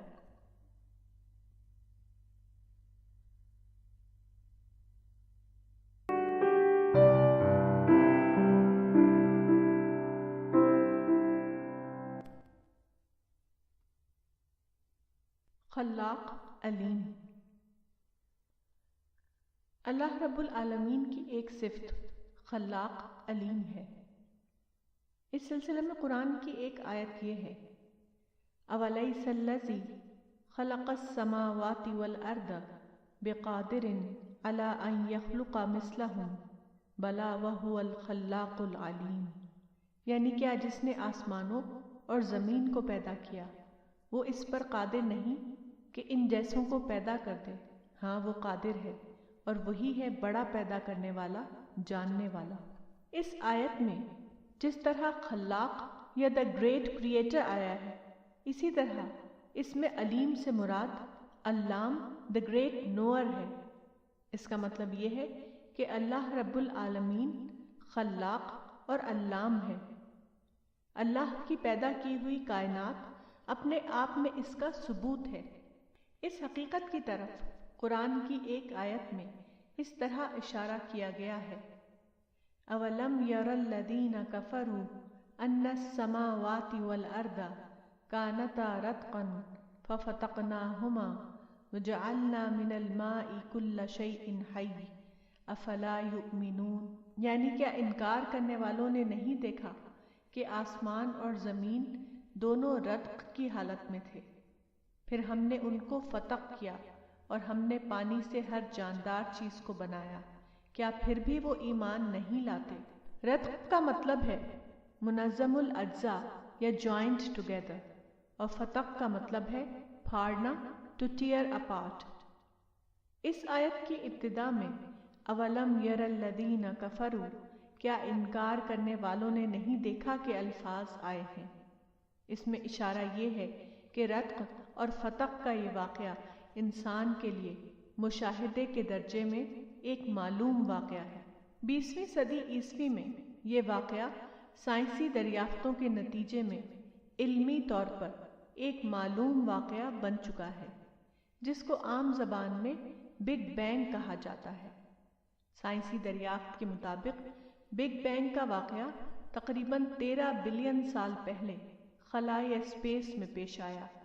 اس واقعے کی جو تفصیلات سائنس نے دریافت کی ہیں وہ قرآن کے بیان کی تصدیق کرتے ہیں۔ اس دریافت کے مطابق بگ بینگ کا فلکیاتی واقعہ حیرت انگیز طور پر اس بات کا سائنسی ثبوت ہے کہ کائنات کا پیدا کرنے والا خلاق بھی ہے اور علام بھی، یعنی وہ عظیم خالق بھی ہے اور عظیم جاننے والا بھی۔ کائنات کا پیدا کرنے والا اگر خلاق یعنی بڑا پیدا کرنے والا اور علام بڑا علم والا نہ ہو تو کائنات کا وجود میں آنا ہی ناممکن ہو جاتا۔ خلاق اور علام کے الفاظ صرف پیدائش کی خبر نہیں ہے، بلکہ وہ پیدائش کے واقعے کی دلیل بھی ہے۔ سائنس نے جس کائناتی واقعے کو دریافت کیا ہے وہ یہ ہے کہ تقریباً 13 بلین سال پہلے اچانک خلا میں ایک بہت بڑا ایٹم ظاہر ہوا۔ اس سپر ایٹم کے اندر وہ تمام پارٹیکل موجود تھے جن کے مجموعے سے موجودہ کائنات بنی ہے۔ پھر اچانک اس سپر ایٹم میں بہت بڑا دھماکہ ہوا۔ اس عظیم دھماکے کے بعد سپر ایٹم کے تمام پارٹیکل غیر معمولی تیزی کے ساتھ خلا میں دوڑنے لگے۔ ان کی رفتار بہت تیز تھی۔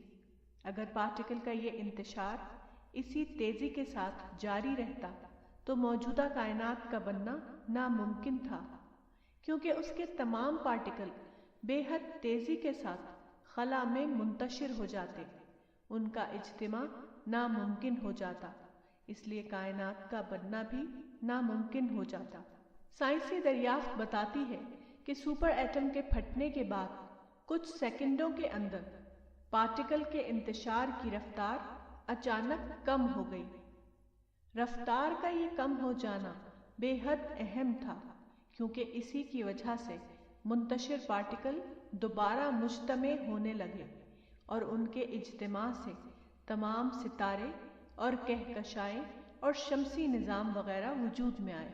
یہ واقعہ بتاتا ہے کہ جس ہستی نے سپر ایٹم میں یہ انفجار برپا کیا وہ سب سے زیادہ طاقتور ہونے کے ساتھ سب سے بڑا جاننے والا بھی تھا۔ اس واقعے کا اس کے خالق کو پیشگی علم تھا۔ اس علم کے مطابق اس نے اس معاملے کی پلاننگ کی۔ سیکنڈ کے فریکشن میں ہونے والے اس واقعے کا اس کو پیشگی علم نہ ہوتا تو ساری پلاننگ عبث ہو جاتی اور کائنات کا وجود میں آنا ناممکن ہو جاتا۔ یہ سائنسی دریافت رب العالمین کے خلاق و علام ہونے کا ایک یقینی ثبوت ہے۔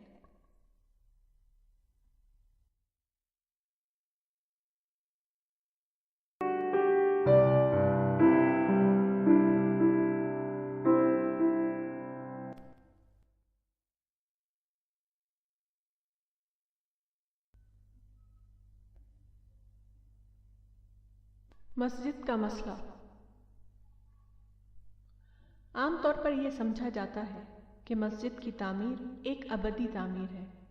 جس مقام پر ایک بار مسجد بن جائے وہاں وہ مسجد ہمیشہ قائم رہے گی، اس کا وہاں سے ہٹانا جائز نہیں۔ مسجد کے بارے میں یہ مسئلہ اسلام کے بعد کے زمانے میں عباسی دور میں کچھ فقہا نے وضع کیا، لیکن قرآن یا حدیث میں مسجد کے بارے میں ایسا کوئی مسئلہ ہرگز موجود نہیں۔ موجودہ زمانے کے بعض علماء نے اس مسئلے کو اجتہادی مسئلہ بتایا ہے، یعنی ضرورت کے تحت مسجد کو اس کے سابق مقام سے ہٹایا جا سکتا ہے اور اس میں کوئی شرعی قباحت نہیں ہے۔ حنبلی فقہ واضح طور پر اس مسئلے کی تائید کرتی ہے۔ مشہور حنبلی عالم ابن قدامہ نے اپنی کتاب المغنی میں لکھا ہے، وَلَوْ جَازَ جَعَلَ أَسْفَلِ الْمَسْجِدِ سِقَایَةً وَحَوَانِيتَ لِهَذِهِ الْحَاجَةِ لَجَازَ تَخْرِیبُ الْمَسْجِدِ وَجَعَلَهُ سِقَایَةً وَحَوَانِيتَ وَيَجْعَلُ بَدْلُهُ مَسْجِدًا فِی مَوْضِعٍ آخر، یعنی اگر ضرورت کے تحت مسجد کے نچلے حصے کو سقایا یا پانی کا حوض اور دکان بنانا جائز ہے تو مسجد کو ڈھانا اور اس کو سقایا اور دکان بنانا بھی جائز ہے، اور اس کے بدلے میں دوسری جگہ ایک مسجد بنائی جائے گی۔ اسلام میں مسجد کی عمارت کا مسئلہ ضرورت کی بنیاد پر ہے، نہ کہ تقدس کی بنیاد پر۔ جدید دور میں جب سٹی پلاننگ کا زمانہ آیا تو مسلم شہروں مثلاً مکہ، مدینہ وغیرہ میں بڑی تعداد میں قدیم مسجدیں ایک جگہ سے دوسری جگہ منتقل یا ریلوکیٹ کی گئیں، کیونکہ یہ قدیم مسجدیں سٹی پلاننگ میں رکاوٹ ثابت ہو رہی تھیں۔ مثلاً اگر ایک مسجد بلال کے نام پر کہیں واقع تھی تو اسی نام سے دوسری مسجد پہلے مقام سے ہٹا کر دوسری جگہ پر بنا دی گئی، اور مسجد کے مقام پر شہری منصوبے کے مطابق نئی تعمیر کی گئی۔ مسجد کی عمارت بلا شبہ ایک قابل احترام عمارت ہے، لیکن ضرورت کے تحت کسی مسجد کی عمارت کے مقام کو تبدیل کرنا بلا شبہ جائز ہے۔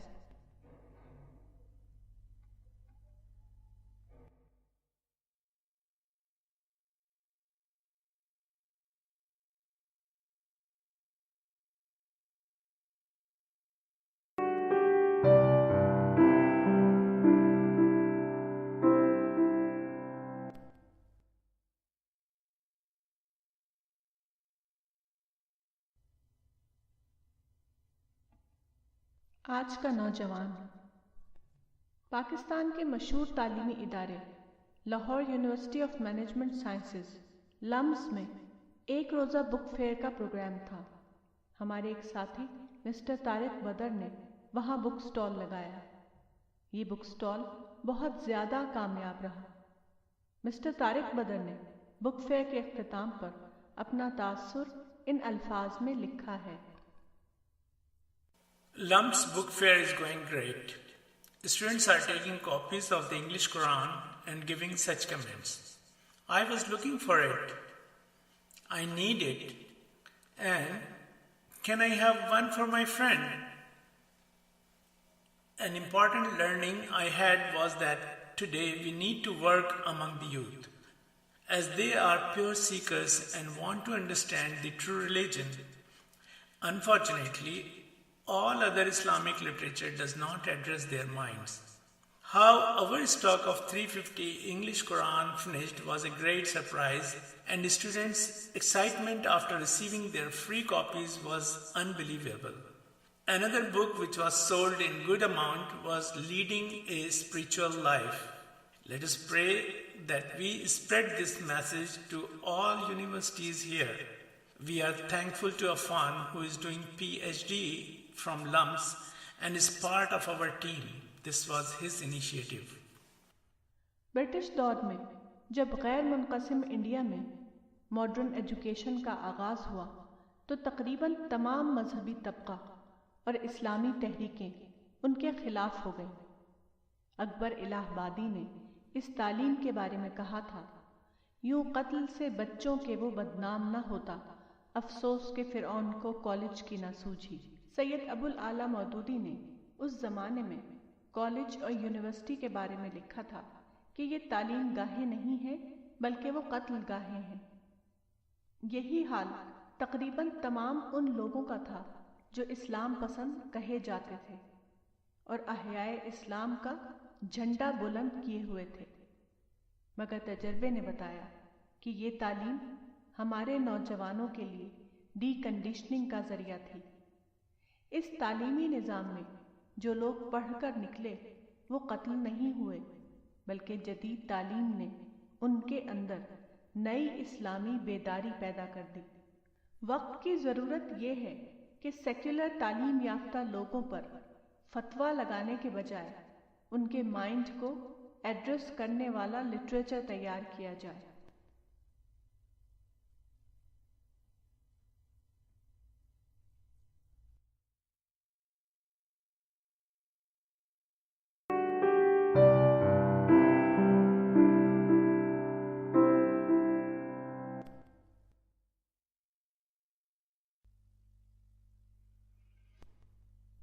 خوف کی نفسیات۔ 20ویں صدی عیسوی مسلم دنیا کے لیے تحریکوں کی صدی ہے۔ اس پوری صدی کے اندر مسلم دنیا کے ہر حصے میں کوئی نہ کوئی بڑا مسلم رہنما سرگرم عمل نظر آتا ہے۔ ان تحریکوں کا خلاصہ کیا جائے تو سب کا قدر مشترک ایک ہوگا، وہ ہے خوف کی نفسیات۔ ہر مسلم رہنما کسی نہ کسی دشمن کے خوف کو لے کر مسلمانوں کو اس کے خلاف عمل پر ابھار رہا تھا، کہیں نو آبادیاتی طاقتوں کے خلاف، کہیں اسرائیل کے خلاف، کہیں ہندو اکثریت کے خلاف، کہیں ظالم قوم کے خلاف، کہیں مغربی طاقتوں کے خلاف، صہیونیت کے خلاف وغیرہ۔ یہ ایک عام تجربہ ہے کہ لوگوں کو محبت انسانی کے اوپر اٹھایا جائے تو کبھی ایسی تحریک کو عوامی تائید حاصل نہیں ہوتی۔ اس کے برعکس جو لیڈر لوگوں کو خوف کی نفسیات پر ابھارے، اس کے جھنڈے کے نیچے بے شمار لوگوں کی بھیڑ اکٹھا ہو جاتی ہے۔ اس کا سبب یہ ہے کہ انسان کے اندر اپنے خالق و منعم کا خوف پیدائشی طور پر موجود ہے۔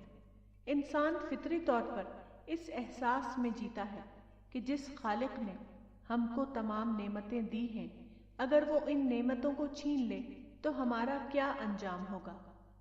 یہ نفسیات انسان کے اندر خالق کی نسبت سے رکھی گئی ہے تاکہ ہر انسان ذمہ دار انسان بن کر دنیا میں رہے، مگر غیر دانش مند لیڈر اپنے انٹرسٹ کے لیے اس نفسیات کو مفروضہ انسانی دشمنوں کے خلاف استعمال کرتے ہیں۔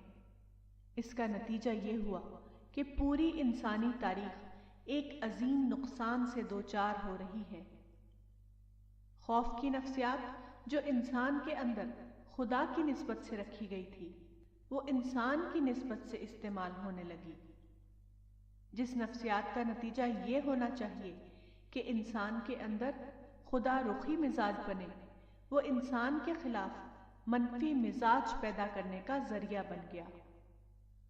انسان خالق سے ڈرے تو اس کے نتیجے میں اس کے اندر یہ نفسیات جاگتی ہے کہ وہ اپنے آپ کو انسان دوست آدمی بنائے۔ اس کے برعکس جب یہ نفسیات انسان کی نسبت سے استعمال ہونے لگے تو ہر آدمی دوسرے کو اپنا دشمن سمجھ کر اس سے نفرت کرنے لگتا ہے۔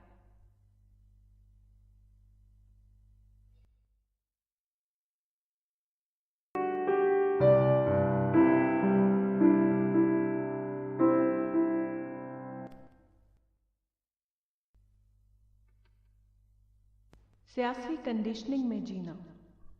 19ویں صدی اور 20ویں صدی میں مسلمانوں کے اندر بہت سی تحریکیں اٹھیں۔ ان تحریکوں کے ٹائٹل الگ الگ تھے، لیکن حقیقت کے اعتبار سے سب کا نشانہ ایک تھا: مسلمانوں کی سیاسی عظمت کو دوبارہ زندہ کرنا۔ ان میں سے کسی تحریک کا ٹائٹل حکومت الہیہ تھا اور کسی کا اقامت دین، کسی کا ٹائٹل امامت کبریٰ تھا اور کسی کا ٹائٹل خلافت اسلامیہ، کسی کا ٹائٹل اسلامی نظام تھا اور کسی کا ٹائٹل اسلامی عدل، کسی کا ٹائٹل تہذیب اسلامی کا احیاء تھا اور کسی کا ٹائٹل امت کی نشاط ثانیہ، کسی کا ٹائٹل شریعت کا نفاذ تھا اور کسی کا ٹائٹل خلافت علی منہاج النبوہ وغیرہ۔ لیکن اگر ان کو عملی سرگرمیوں کے اعتبار سے دیکھا جائے تو ہر ایک دین کے نام پر سیاسی سرگرمیوں میں مبتلا نظر آئے گا۔ اصل یہ ہے کہ بعد کے زمانے میں مسلمانوں کو لمبے عرصے تک سیاسی عظمت حاصل ہوئی۔ حالات نے ان کو موقع دیا کہ وہ زمین کے بڑے حصے میں اپنا ایمپائر قائم کر لیں۔ اس کے بعد جب جدید دور آیا تو دوبارہ حالات کے تقاضے کے تحت ان کی سلطنتیں ٹوٹ گئیں اور دھیرے دھیرے ہر جگہ جمہوری سلطنتیں قائم ہو گئیں۔ یہ سیاسی واقعہ جو پیش آیا وہ قرآن میں بیان کردہ اس قانون کے تحت ہوا، وَتِلْكَ الْأَيَّامُ نُدَاوِلُهَا بَيْنَ النَّاسِ، یعنی اور ہم ان ایام کو لوگوں کے درمیان بدلتے رہتے ہیں۔ لیکن مسلم رہنماؤں نے شعوری یا غیر شعوری طور پر سیاسی عظمت کو اپنا قومی حق سمجھ لیا۔ وہ اپنی سیاسی عظمت کو واپس لانے کے لیے کوششیں کرنے لگے اور غلط طور پر ان کوششوں کو جہاد کا نام دے دیا۔ اب ایسا معلوم ہوتا ہے کہ پوری مسلم قوم کے لیے یہ معاملہ سیاسی کنڈیشننگ یا پولیٹیکل کنڈیشننگ کا معاملہ بن گیا ہے۔ اب پولیٹیکل پیٹرن کے سوا کوششوں کا کوئی دوسرا پیٹرن ان کو درست پیٹرن نظر نہیں آتا۔ ان کو صرف ایک بات معلوم ہے: جس قوم کو اپنا حریف سمجھیں اس پر بم مارنا، اور جب اس غلط پلاننگ کا الٹا نتیجہ نکلے تو اپنے آپ کو مظلوم بتا کر ظلم کی شکایت کرنا۔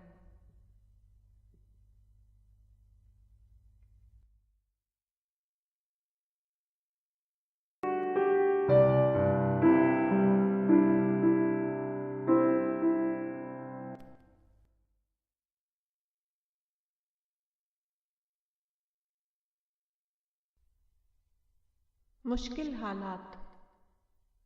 فطرت کا ایک اصول قرآن میں ان الفاظ میں بیان کیا گیا ہے: سَيَجْعَلُ اللَّهُ بَعْدَ عُسْرٍ يُسْرًا، یعنی اللہ عسر کے بعد عنقریب یسر پیدا کر دے گا۔ عسر کا مطلب ہے مشکل یا ڈیفیکلٹی، اور یسر کا مطلب ہے آسانی، ایز۔ قرآن کی یہ آیت طلاق کے حکم کے دوران آئی ہے، لیکن یہ فطرت کا اصول ہے، اور اس اعتبار سے اس اصول کا تعلق پوری انسانی زندگی سے ہے۔ اس اصول کے اندر ایک حکمت چھپی ہوئی ہے۔ جب آدمی کے اوپر مشکل حالات آتے ہیں تو اس کے ذہن میں ایک دباؤ یا پریشر پیدا ہوتا ہے۔ اس دباؤ کے تحت وہ زیادہ سوچنے کے قابل ہو جاتا ہے، معاملے کے نئے نئے پہلو اس کی سمجھ میں آنے لگتے ہیں۔ مشکل سے پہلے اگر وہ ایک غیر تخلیقی ذہن تھا تو مشکل کے بعد وہ ایک تخلیقی ذہن یا کریٹو مائنڈ بن جاتا ہے۔ اس طرح وہ اس قابل ہو جاتا ہے کہ زیادہ اہلیت کے ساتھ صورتحال کا سامنا کرے، وہ زیادہ بہتر طور پر مواقع یا اپرچونٹیز کو دریافت کر سکے۔ اس اصول کا تعلق انسان کی پوری زندگی سے ہے، گھر کی زندگی، سماج کی زندگی اور وسیع تر معنوں میں قومی اور بین الاقوامی زندگی۔ حقیقت یہ ہے کہ مشکل کی حیثیت انسانی زندگی میں معلم کی ہے۔ کسی نے درست طور پر کہا ہے کہ مشکل انسان کو انسان بناتی ہے۔ It is not ease but effort, not facility but difficulty that makes men. فطرت کا نظام اس طرح بنا ہے کہ انسان کو کبھی اپنی مرضی کے مطابق بالکل آسان حالات نہ ملیں، اس کو مشکلات کی جھاڑیوں سے گزرنا پڑے۔ یہ صورتحال انسان کی شخصیت کی تعمیر کرنے کے لیے ہے۔ یہ صورتحال ایک انسان کو غیر پختہ شخصیت یا امیچیور پرسنالٹی کے بجائے پختہ شخصیت یا میچیور پرسنالٹی بنا دیتی ہے۔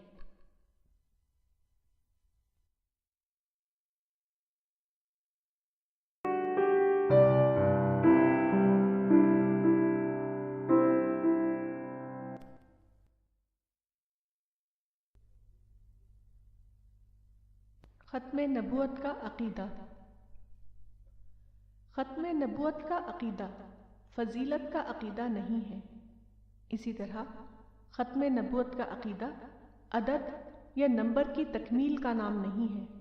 ختم نبوت کے عقیدے کا مطلب یہ ہے کہ پیغمبر اسلام صلی اللہ علیہ وسلم کی نبوت با اعتبار رہنمائی قیامت تک جاری رہے گی۔ نبوت محمدی کا تسلسل با اعتبار رہنمائی غیر منقطع طور پر اور مسلسل طور پر قیامت تک قائم رہے گا۔ یہ تسلسل ختم نبوت کا لازمی تقاضا ہے۔ اگر پیغمبرانہ رہنمائی کا تسلسل ٹوٹ جائے تو اللہ کے قانون کے مطابق نئے پیغمبر کا آنا لازم ہو جائے گا اور اب کوئی نیا پیغمبر آنے والا نہیں۔ البتہ ایک چیز کی ضرورت ہمیشہ باقی رہے گی اور وہ ہے مخاطب کی نسبت سے پیغمبرانہ رہنمائی کی تفہیم۔ یہ ایک حقیقت ہے کہ زمانے میں تبدیلیاں آتی ہیں، لوگوں کا فکری اسلوب بدلتا رہتا ہے۔ اس بنا پر ضرورت ہوتی ہے کہ ہر زمانے کے مخاطبین کے لیے پیغمبرانہ رہنمائی کو قابل فہم بنایا جائے تاکہ ان کا ذہن ایڈریس ہو۔ یہ کام تفہیم و تشریح کا کام ہے، نہ کہ کسی قسم کے اضافے کا کام۔ مثال کے طور پر پیغمبرانہ ہدایت میں ایک تصور توبہ یا ریپینٹنس کا ہے۔ توبہ کا لفظی مطلب ہے لوٹنا، رجوع کرنا۔ دوسرے لفظوں میں پٹری سے اترنے یعنی ڈی ریلمنٹ کے بعد دوبارہ پٹری پر واپس لانا۔ اگر کوئی شخص اس معاملے کو ان الفاظ میں بیان کرے کہ توبہ کا مطلب ہے فرسٹ چانس کھوئے جانے کے بعد سیکنڈ چانس کو اویل کرنا، تو یہ ایک تفہیم کے اسلوب کی بات ہوگی۔ اس کا مقصد یہ ہوگا کہ مخاطب کا ذہن ایڈریس ہو اور اس کے اندر عمل کی آمادگی پیدا ہو۔ اس کا مطلب یہ نہیں ہوگا کہ کسی گمشدہ کڑی سے لوگوں کو دوبارہ باخبر کیا جائے۔ یہی دین کی تجدید ہے۔ تجدید کا مطلب ہے نیا کرنا۔ نیا کرنے کا یہ عمل ریفارمیشن کا عمل ہے۔ یہ دین کی وضاحت کرنے کا عمل ہے۔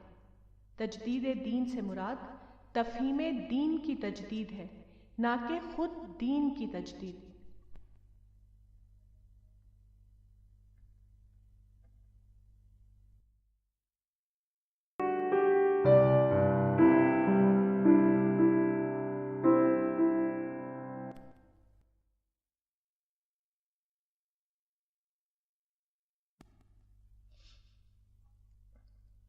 بڑھاپا ریمائنڈر کا زمانہ۔ بڑھاپے کا زمانہ یاد دلاتا ہے کہ اب انسان کے لیے موت کا وقت قریب آ چکا ہے۔ بڑھاپے کا زمانہ یاد دلاتا ہے کہ پہلا دور حیات ختم ہوا اور اب دوسرا دور حیات شروع ہونے والا ہے۔ بڑھاپے کا زمانہ یاد دلاتا ہے کہ وہ وقت قریب آ چکا ہے جس کو قرآن میں یوم یقوم الناس لرب العالمین کے الفاظ میں بیان کیا گیا ہے۔ بڑھاپا یاد دلاتا ہے کہ انسان کے لیے عمل کا زمانہ ختم ہو چکا ہے اور اب عمل کے مطابق محاسبے کا وقت آ گیا۔ بڑھاپے کا زمانہ یاد دلاتا ہے کہ عارضی دور حیات سے گزر کر ابدی دور حیات میں داخل ہونے کا وقت قریب آ چکا ہے۔ بڑھاپے کا زمانہ یاد دلاتا ہے کہ اب اس کا سامنا اس رب العالمین سے ہونے والا ہے جس سے اس کی کوئی چیز چھپی ہوئی نہیں۔ بڑھاپے کا زمانہ یاد دلاتا ہے کہ انسان کے لیے وہ وقت قریب آ چکا ہے جس کو قرآن میں یوم التغابن کہا گیا ہے، یعنی کسی کے لیے ہار کا دن اور کسی کے لیے جیت کا دن۔ بڑھاپے کا زمانہ یاد دلاتا ہے کہ عنقریب اس کا داخلہ یا تو ابدی جنت میں ہونے والا ہے یا اس کے لیے ابدی حسرت ہوگی۔ بڑھاپے کا زمانہ یاد دلاتا ہے کہ آخری توبہ کا وقت قریب آ چکا ہے۔ بڑھاپے کا زمانہ یاد دلاتا ہے کہ آخری فیصلے کا وقت قریب آ چکا ہے۔ بڑھاپے کا زمانہ آدمی کے لیے گویا فائنل کال ہے کہ اب تمہارے لیے تلافی مافات کا آخری لمحہ ہے۔ جو کام ماضی میں نہ ہو سکا اس کو اب انجام دینے کی کوشش کرو۔ اب تمہارے لیے آخری وقت ہے کہ تم ماضی کی غلطی کی اصلاح کر لو۔ اب تمہاری زندگی میں جو تھوڑا سا وقت باقی ہے وہ تمہارے لیے آخری وقت ہے، اس کو استعمال کر لو، کیونکہ اب یہ وقت دوبارہ تمہارے لیے آنے والا نہیں۔ پچھلا زمانہ اگر تم نے سونے میں گزار دیا تو اب جاگ اٹھو، کیونکہ بیداری کا وقت اب دوبارہ آنے والا نہیں۔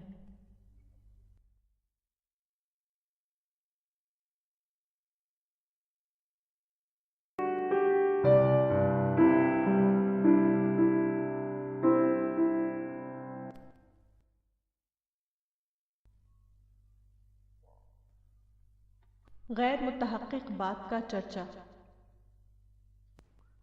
انسان کی ایک کمزوری ہے غیر ثابت شدہ بات کا چرچا کرنا، یعنی سنی ہوئی بات کو بلا تحقیق لوگوں سے بیان کرنا۔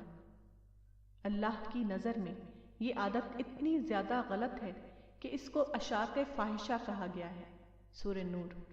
اشاعت فاحشہ یہ ہے کہ آدمی کسی کے بارے میں کوئی بری بات سنے تو فوراً اس کو دوسروں سے بیان کرنے لگے۔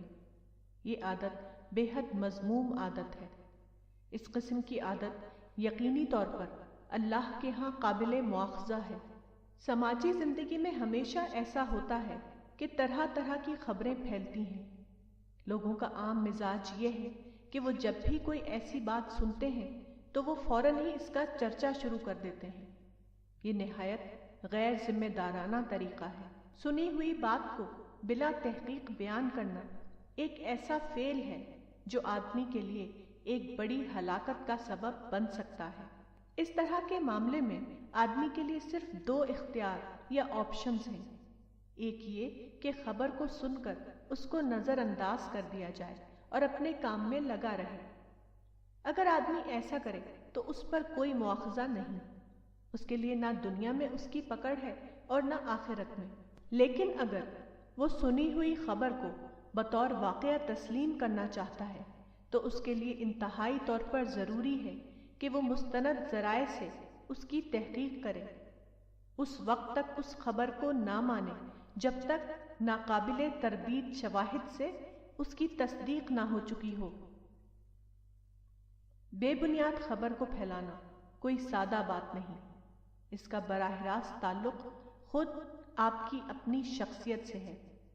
اگر آپ خبر کو بلا تحقیق بیان کریں تو اس سے آپ کے اندر کمزور شخصیت یا ویک پرسنالٹی بنے گی، اور کمزور شخصیت ہی کا دوسرا نام منافقت ہے۔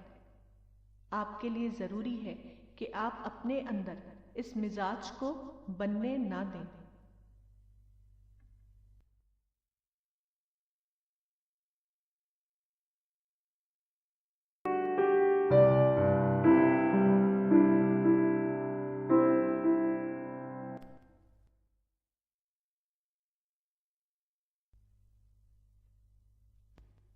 اپنے خلاف۔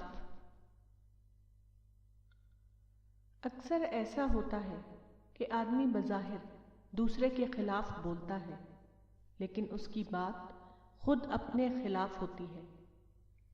اکثر آدمی وہ کی زبان بولتا ہے، مگر جو بات وہ کہتا ہے وہ عملاً میں کی زبان میں ہوتی ہے۔ یعنی آدمی ایک ایسی بات کہتا ہے جس میں اس کی زد بظاہر ڈائریکٹ یا انڈائریکٹ دوسرے کے خلاف ہوتی ہے، مگر اپنی حقیقت کے اعتبار سے وہ صرف اس کے اپنے خلاف ہوتی ہے۔ ایسا اس لیے ہے کہ اللہ کے نزدیک ہر معاملے میں انسان کی نیت کو دیکھا جاتا ہے۔ ہر معاملے میں یہ دیکھا جاتا ہے کہ آدمی نے بولنے سے پہلے کیا سوچا، اس کی کون سی سوچ تھی جس کے تحت اس کی زبان سے وہ الفاظ نکلے جن میں اس نے کوئی بات کہی تھی۔ اسی بات کو ایک فارسی شاعر نے ان الفاظ میں کہا ہے، کجا می نمائید کجا میں زند، یعنی تیر چلانے والا بظاہر کسی اور طرف نشانہ لگاتا ہے، لیکن وہ اپنے تیر سے جس کو مارنا چاہتا ہے وہ کوئی اور ہوتا ہے۔ انسان کو چاہیے کہ وہ اس حقیقت کو جانے کہ آدمی جب بھی کوئی بات کہتا ہے تو اس سے پہلے وہ سوچتا ہے۔ سوچنا پہلے ہوتا ہے اور بولنا اس کے بعد۔ اس کا مطلب یہ ہے کہ ہر بات جو آدمی بولتا ہے اس کے ذریعے وہ خود اپنا کردار بنا رہا ہوتا ہے۔ آدمی کو چاہیے کہ وہ یہ جانے کہ ہر بولنا ایک عمل ہے۔ بولنے کے دوران آدمی اپنی شخصیت کی تعمیر کر رہا ہوتا ہے، مثبت تعمیر یا منفی تعمیر، کبھی شعوری طور پر اور کبھی غیر شعوری طور پر۔ ہر عورت اور مرد کی پہلی ذمہ داری یہ ہے کہ وہ اپنے آپ کو مثبت بنیادوں پر تعمیر کرے۔ مثبت بنیاد پر تعمیر وہ ہے جس میں انسان کی نفسیات یا تو اللہ رب العالمین سے تعلق کی بنیاد پر بن رہی ہو یا انسان سے محبت کی بنیاد پر۔ تعمیر خواہش کی یہی اصل بنیادیں ہیں۔ آدمی کو ہمیشہ اپنا محاسبہ کر کے یہ دیکھنا چاہیے کہ وہ اللہ سے تعلق کی بنیاد پر اپنی تعمیر کر رہا ہے یا انسان سے خیر خواہی کی بنیاد پر۔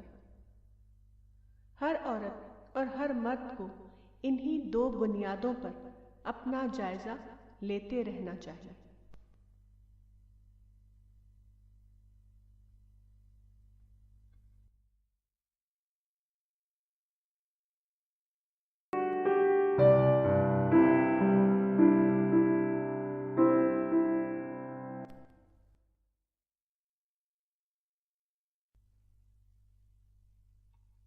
منفی تجربہ۔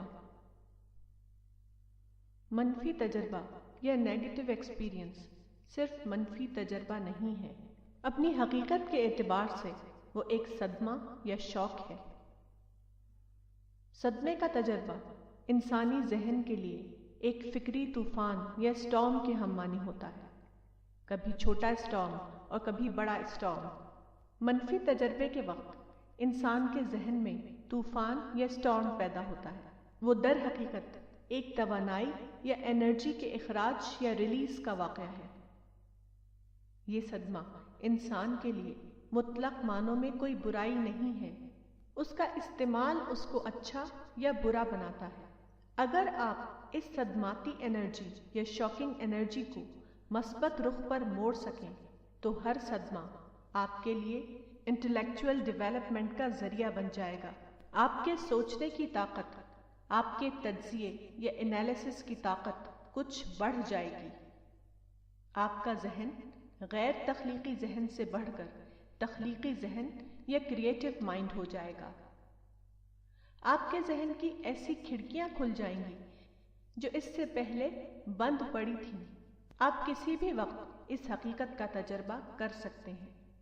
مثلا آپ نے کسی سے ایک بات کہی، وہ آدمی آپ کی بات کو سن کر غصہ ہو گیا، اس نے آپ کو اس کا سخت جواب دیا۔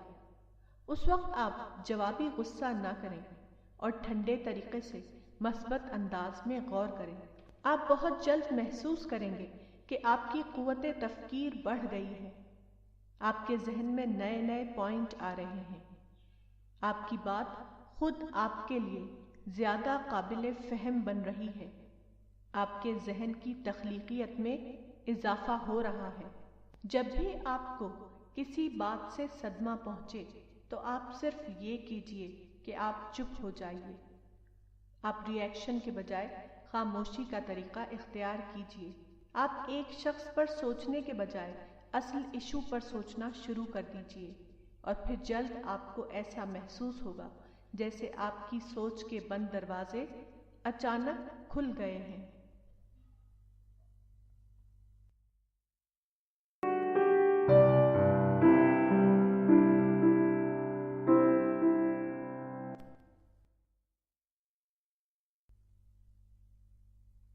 Learning spirit. जिंदगी में सबसे बड़ी चीज़ ये है कि आदमी के अंदर सीखने का जज्बा या लर्निंग स्पिरिट हो। जिस आदमी के अंदर सीखने का जज्बा हो वो बराबर तरक्की करता रहता है। उसका जहनी इर्तिका या इंटेलेक्चुअल डेवलपमेंट कभी रुकता नहीं। उसके जहनी सफ़र में हमेशा कॉमा आता है, ना कि फुल स्टॉप। जहनी सफ़र में रुकावट सिर्फ एक चीज़ से आती है, वो ये कि आपके अंदर गलती के एतराफ़ का मादा ना पाया जाए। अपनी गलती का एतराफ़ आदमी के इर्तिकाई सफ़र को बराबर जारी रखता है। इसके बरक्स जिस आदमी के अंदर ये कहने की हिम्मत ना हो कि मैं गलती पर था, आई वॉज रॉन्ग, वो कभी जहनी इर्तिका का तजर्बा नहीं कर सकता। आदमी को चाहिए कि वो अपने जहन की खिड़कियां हमेशा खुली रखे। वो हर लम्हा नई चीज़ सीखने का तालिब बना हुआ हो।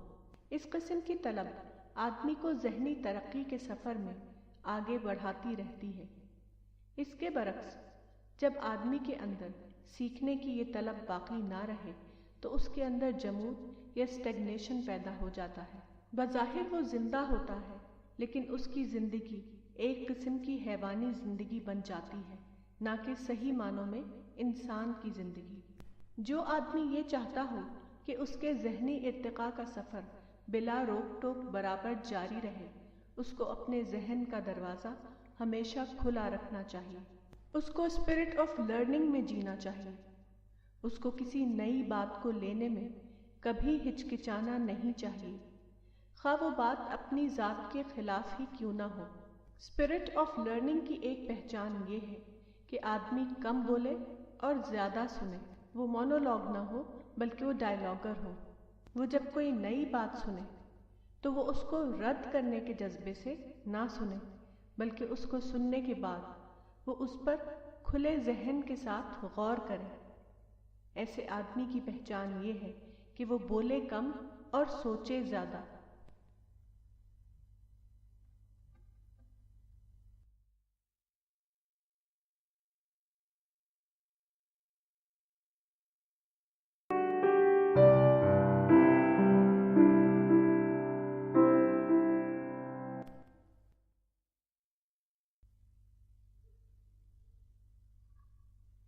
स्टेज का फितना।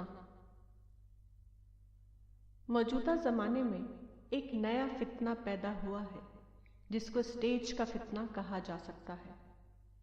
जिस आदमी के अंदर शानदार शख्सियत हो, जो अच्छा बोलने की सलाहियत रखता हो, जो लोगों को खुश करने का फ़न जानता हो, जो अवाम पसंद लहजे में बोल सके, उसको फ़ौरन स्टेज मिल जाता है। स्टेज मिलते ही आदमी की अना या ईगो बूस्ट होने लगती है, यहाँ तक कि वो वक्त आता है जबकि वापस लौटना उसके लिए मुमकिन नहीं रहता। स्टेज एक्टिविज़म के बज़ाहिर दूसरे बहुत से फ़ायदे हैं। अवामी मकबूलियत, हर जगह पजीराई, हर किस्म के दुनियावी साजो सामान वगैरह। ये चीज़ें उसके अंदर मसनूई शख्सियत बनाने लगती हैं, यहाँ तक कि वो इसी में कंडीशन्ड हो जाता है। जब ये दर्जा आ जाए तो उसके अंदर मुहासबे का जहन ख़त्म हो जाता है। इसके बाद शऊरी या गैर शऊरी तौर पर वो समझने लगता है कि मैं दुरुस्त रास्ते पर हूँ, मुझे अपने अंदर कोई तब्दीली लाने की ज़रूरत नहीं। जो आदमी मैन ऑफ स्टेज बन जाए वो बज़ाहिर कामयाब नज़र आता है, लेकिन हकीकत के एतबार से वो सबसे ज़्यादा नाकाम इंसान होता है। उसके अंदर तनकीद सुनने का मिजाज ख़त्म हो जाता है, उसके अंदर जहनी इर्तिका का अमल रुक जाता है, वो तख्लीकी फ़िक्र या क्रिएटिव थिंकिंग के काबिल नहीं रहता। वो सिर्फ आज या टुडे में जीने लगता है, कल या टुमारो की सोच उसके अंदर ख़त्म हो जाती है। वो दूसरों के अंदर जीने लगता है। खुद अपने आप में जीना क्या है وہ اس سے ناآشنا ہو جاتا ہے۔ ایسا آدمی بظاہر پاتا ہے، لیکن حقیقت کے اعتبار سے وہ ایک محروم انسان ہوتا ہے۔ اس کو ہر جگہ انسانوں کی بھیڑ ملنے لگتی ہے، لیکن فرشتوں کی صحبت اس کو حاصل نہیں ہوتی۔ وہ مادی اعتبار سے بھرپور ہوتا ہے، لیکن روحانی یا اسپریچول اعتبار سے وہ ایک خالی انسان ہوتا ہے۔ وہ بظاہر سب کچھ ہونے کے باوجود حقیقت میں کچھ نہیں ہوتا۔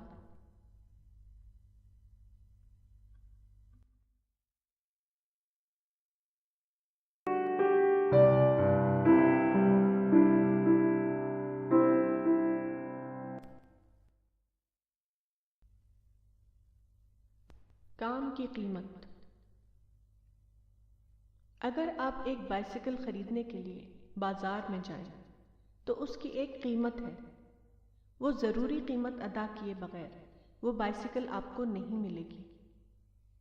اسی طرح موٹر کار کی ایک قیمت ہے۔ اگر آپ موٹر کار خریدنا چاہتے ہو لیکن آپ کی جیب میں اس کی ضروری قیمت نہ ہو تو کوئی بازار آپ کو موٹر کار دینے والا نہیں۔ اسی طرح مشن کی ایک قیمت ہوتی ہے۔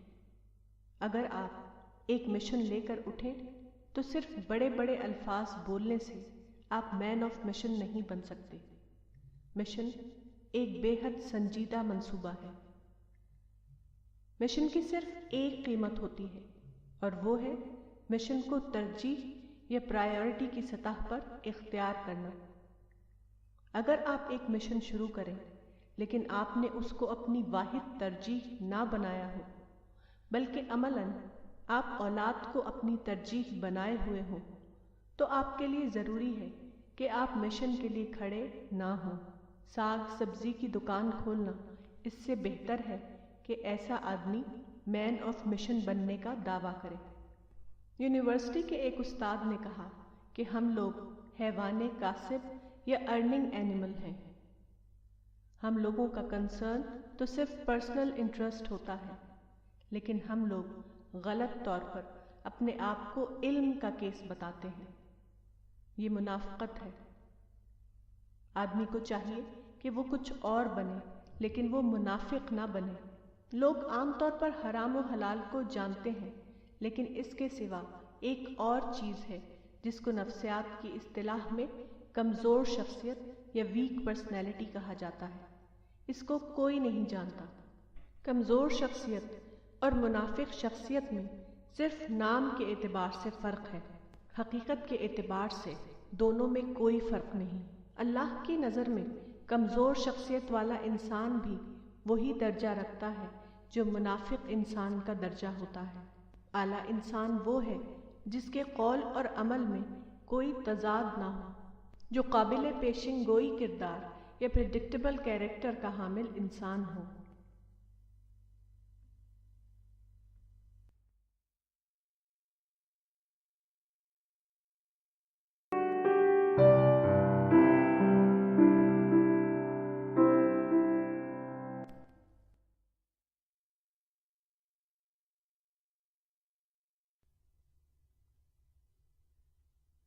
کامیاب شادی۔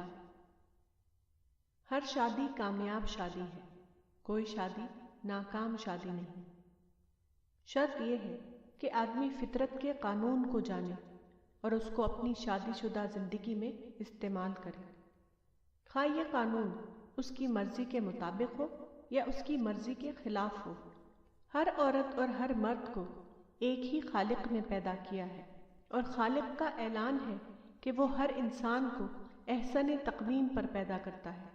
اگر آدمی اس حقیقت کو جان لے تو کسی کی شادی کبھی ناکام شادی نہ بنے۔ قرآن میں آیا ہے اِنَّ سَعْیَکُمْ لَشَتَّىٰ، یعنی تمہاری کوششیں مختلف ہیں۔ Indeed, your striving is different۔ اس آیت میں ڈفرنٹ کا لفظ کوششوں کے اختلاف کے لیے آیا ہے۔ سعی کا لفظ نتیجے کو بتاتا ہے، مگر وہ یہاں سبب نتیجہ کے معنی میں ہے۔ لیکن سوال یہ ہے کہ لوگوں کی کوششیں مختلف کیوں ہوتی ہیں؟ اس کا سبب یہ ہے کہ ہر عورت اور مرد کا مزاج دوسرے سے مختلف ہوتا ہے۔ ہر عورت اور مرد کا کیس ہمیشہ مختلف کیس یا ڈفرنٹ کیس ہوتا ہے۔ یہ اختلاف اس لیے ہے تاکہ لوگ اپنی کوششوں کو مختلف اعتبار سے استعمال کریں اور زندگی میں ہر پہلو سے ترقی کا عمل جاری ہو۔ اسی فطری حقیقت کو جاننا شادی شدہ زندگی کی کامیابی کا راز ہے۔ مرد اور عورت دونوں اگر اس حقیقت کو جانیں تو وہ دریافت کریں گے کہ شتّا یا اختلاف کا یہ معاملہ فطرت کی زبان میں ایک پیغام دے رہا ہے، وہ یہ کہ لوگ فطرت سے ٹکرانے کے بجائے اس سے موافقت کریں۔ وہ اس معاملے میں ٹکراؤ کا طریقہ اختیار نہ کریں بلکہ مینجمنٹ کا طریقہ اختیار کریں۔ They have to adopt the art of difference management in this regard۔ اس معاملے میں ٹکراؤ کا طریقہ سر تا سر بے فائدہ ہے، کیونکہ کوئی بھی شخص فطرت کے قانون سے لڑ کر جیت نہیں سکتا۔ جب ٹکراؤ انسان اور فطرت کے قانون کے درمیان ہو تو ہار ہمیشہ انسان کو ہوگی، فطرت کے قانون کو نہیں۔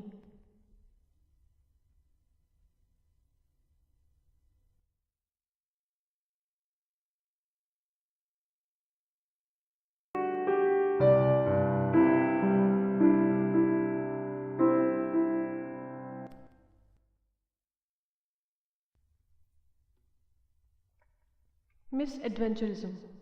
انسان فطری طور پر باہمت یا ایڈونچرسٹ پیدا ہوا ہے۔ اگر آدمی ہمت والا نہ ہو تو وہ کوئی اقدام نہیں کرے گا اور نتیجہ یہ ہوگا کہ وہ کوئی کام اپنی زندگی میں نہیں کر پائے گا۔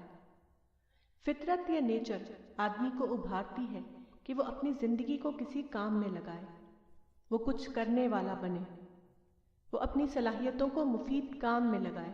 اس جذبے کی بنا پر آدمی فطری طور پر ایڈونچرسٹ بن جاتا ہے، وہ اقدام کا طریقہ اختیار کرتا ہے، لیکن تجربہ بتاتا ہے کہ ایڈونچرزم بہت آسانی سے مس ایڈونچرزم بن جاتی ہے اور پھر آدمی کے حصے میں فائدے کے بجائے نقصان آتا ہے۔ ایڈونچر اور مس ایڈونچر کے درمیان ایک باریک لائن یا تھن لائن ہے جو ایک دوسرے کو جدا کرتی ہے، وہ یہ کہ ایڈونچرزم ہمیشہ ویل کیلکولیٹڈ ہونا چاہیے، نہ کہ محض جوش کے تحت کیا ہوا اقدام عمل۔ جوش کے تحت کیا ہوا اقدام ہمیشہ ناکام ہوتا ہے اور ویل کیلکولیٹڈ اقدام ہمیشہ کامیاب ہوتا ہے۔ ضروری ہے کہ آدمی کے اندر جوش کے ساتھ عقل بھی ہو، وہ اقدام کے جذبے کے تحت یہ بھی جانے کہ کیا چیز اس کے لیے قابل حصول ہے اور کیا چیز اس کے لیے قابل حصول نہیں، کیا چیز اس کے بس کی ہے اور کیا چیز عملاً اس کے بس سے باہر ہے۔ کسی بھی کام میں پیشگی طور پر یہ دیکھنا ضروری ہے کہ کیا چیز ممکن العمل یا پاسبل ہے اور کیا چیز نہیں۔ کسی آدمی کے لیے بہترین عقل مندی یہ ہے کہ وہ ایسا کام کرے جو اس کے بس کا کام ہو۔ جو کام اس کے بس کا نہ ہو اس کو کرنے سے بہتر ہے کہ آدمی سرے سے کام ہی نہ کرے۔ کام نہ کرنے سے جو چیز پیش آتی ہے وہ صرف کمی ہے، لیکن جوش کے تحت کود پڑنا اس سے زیادہ غلط ہے اور وہ ہے ناقابل تلافی نقصان۔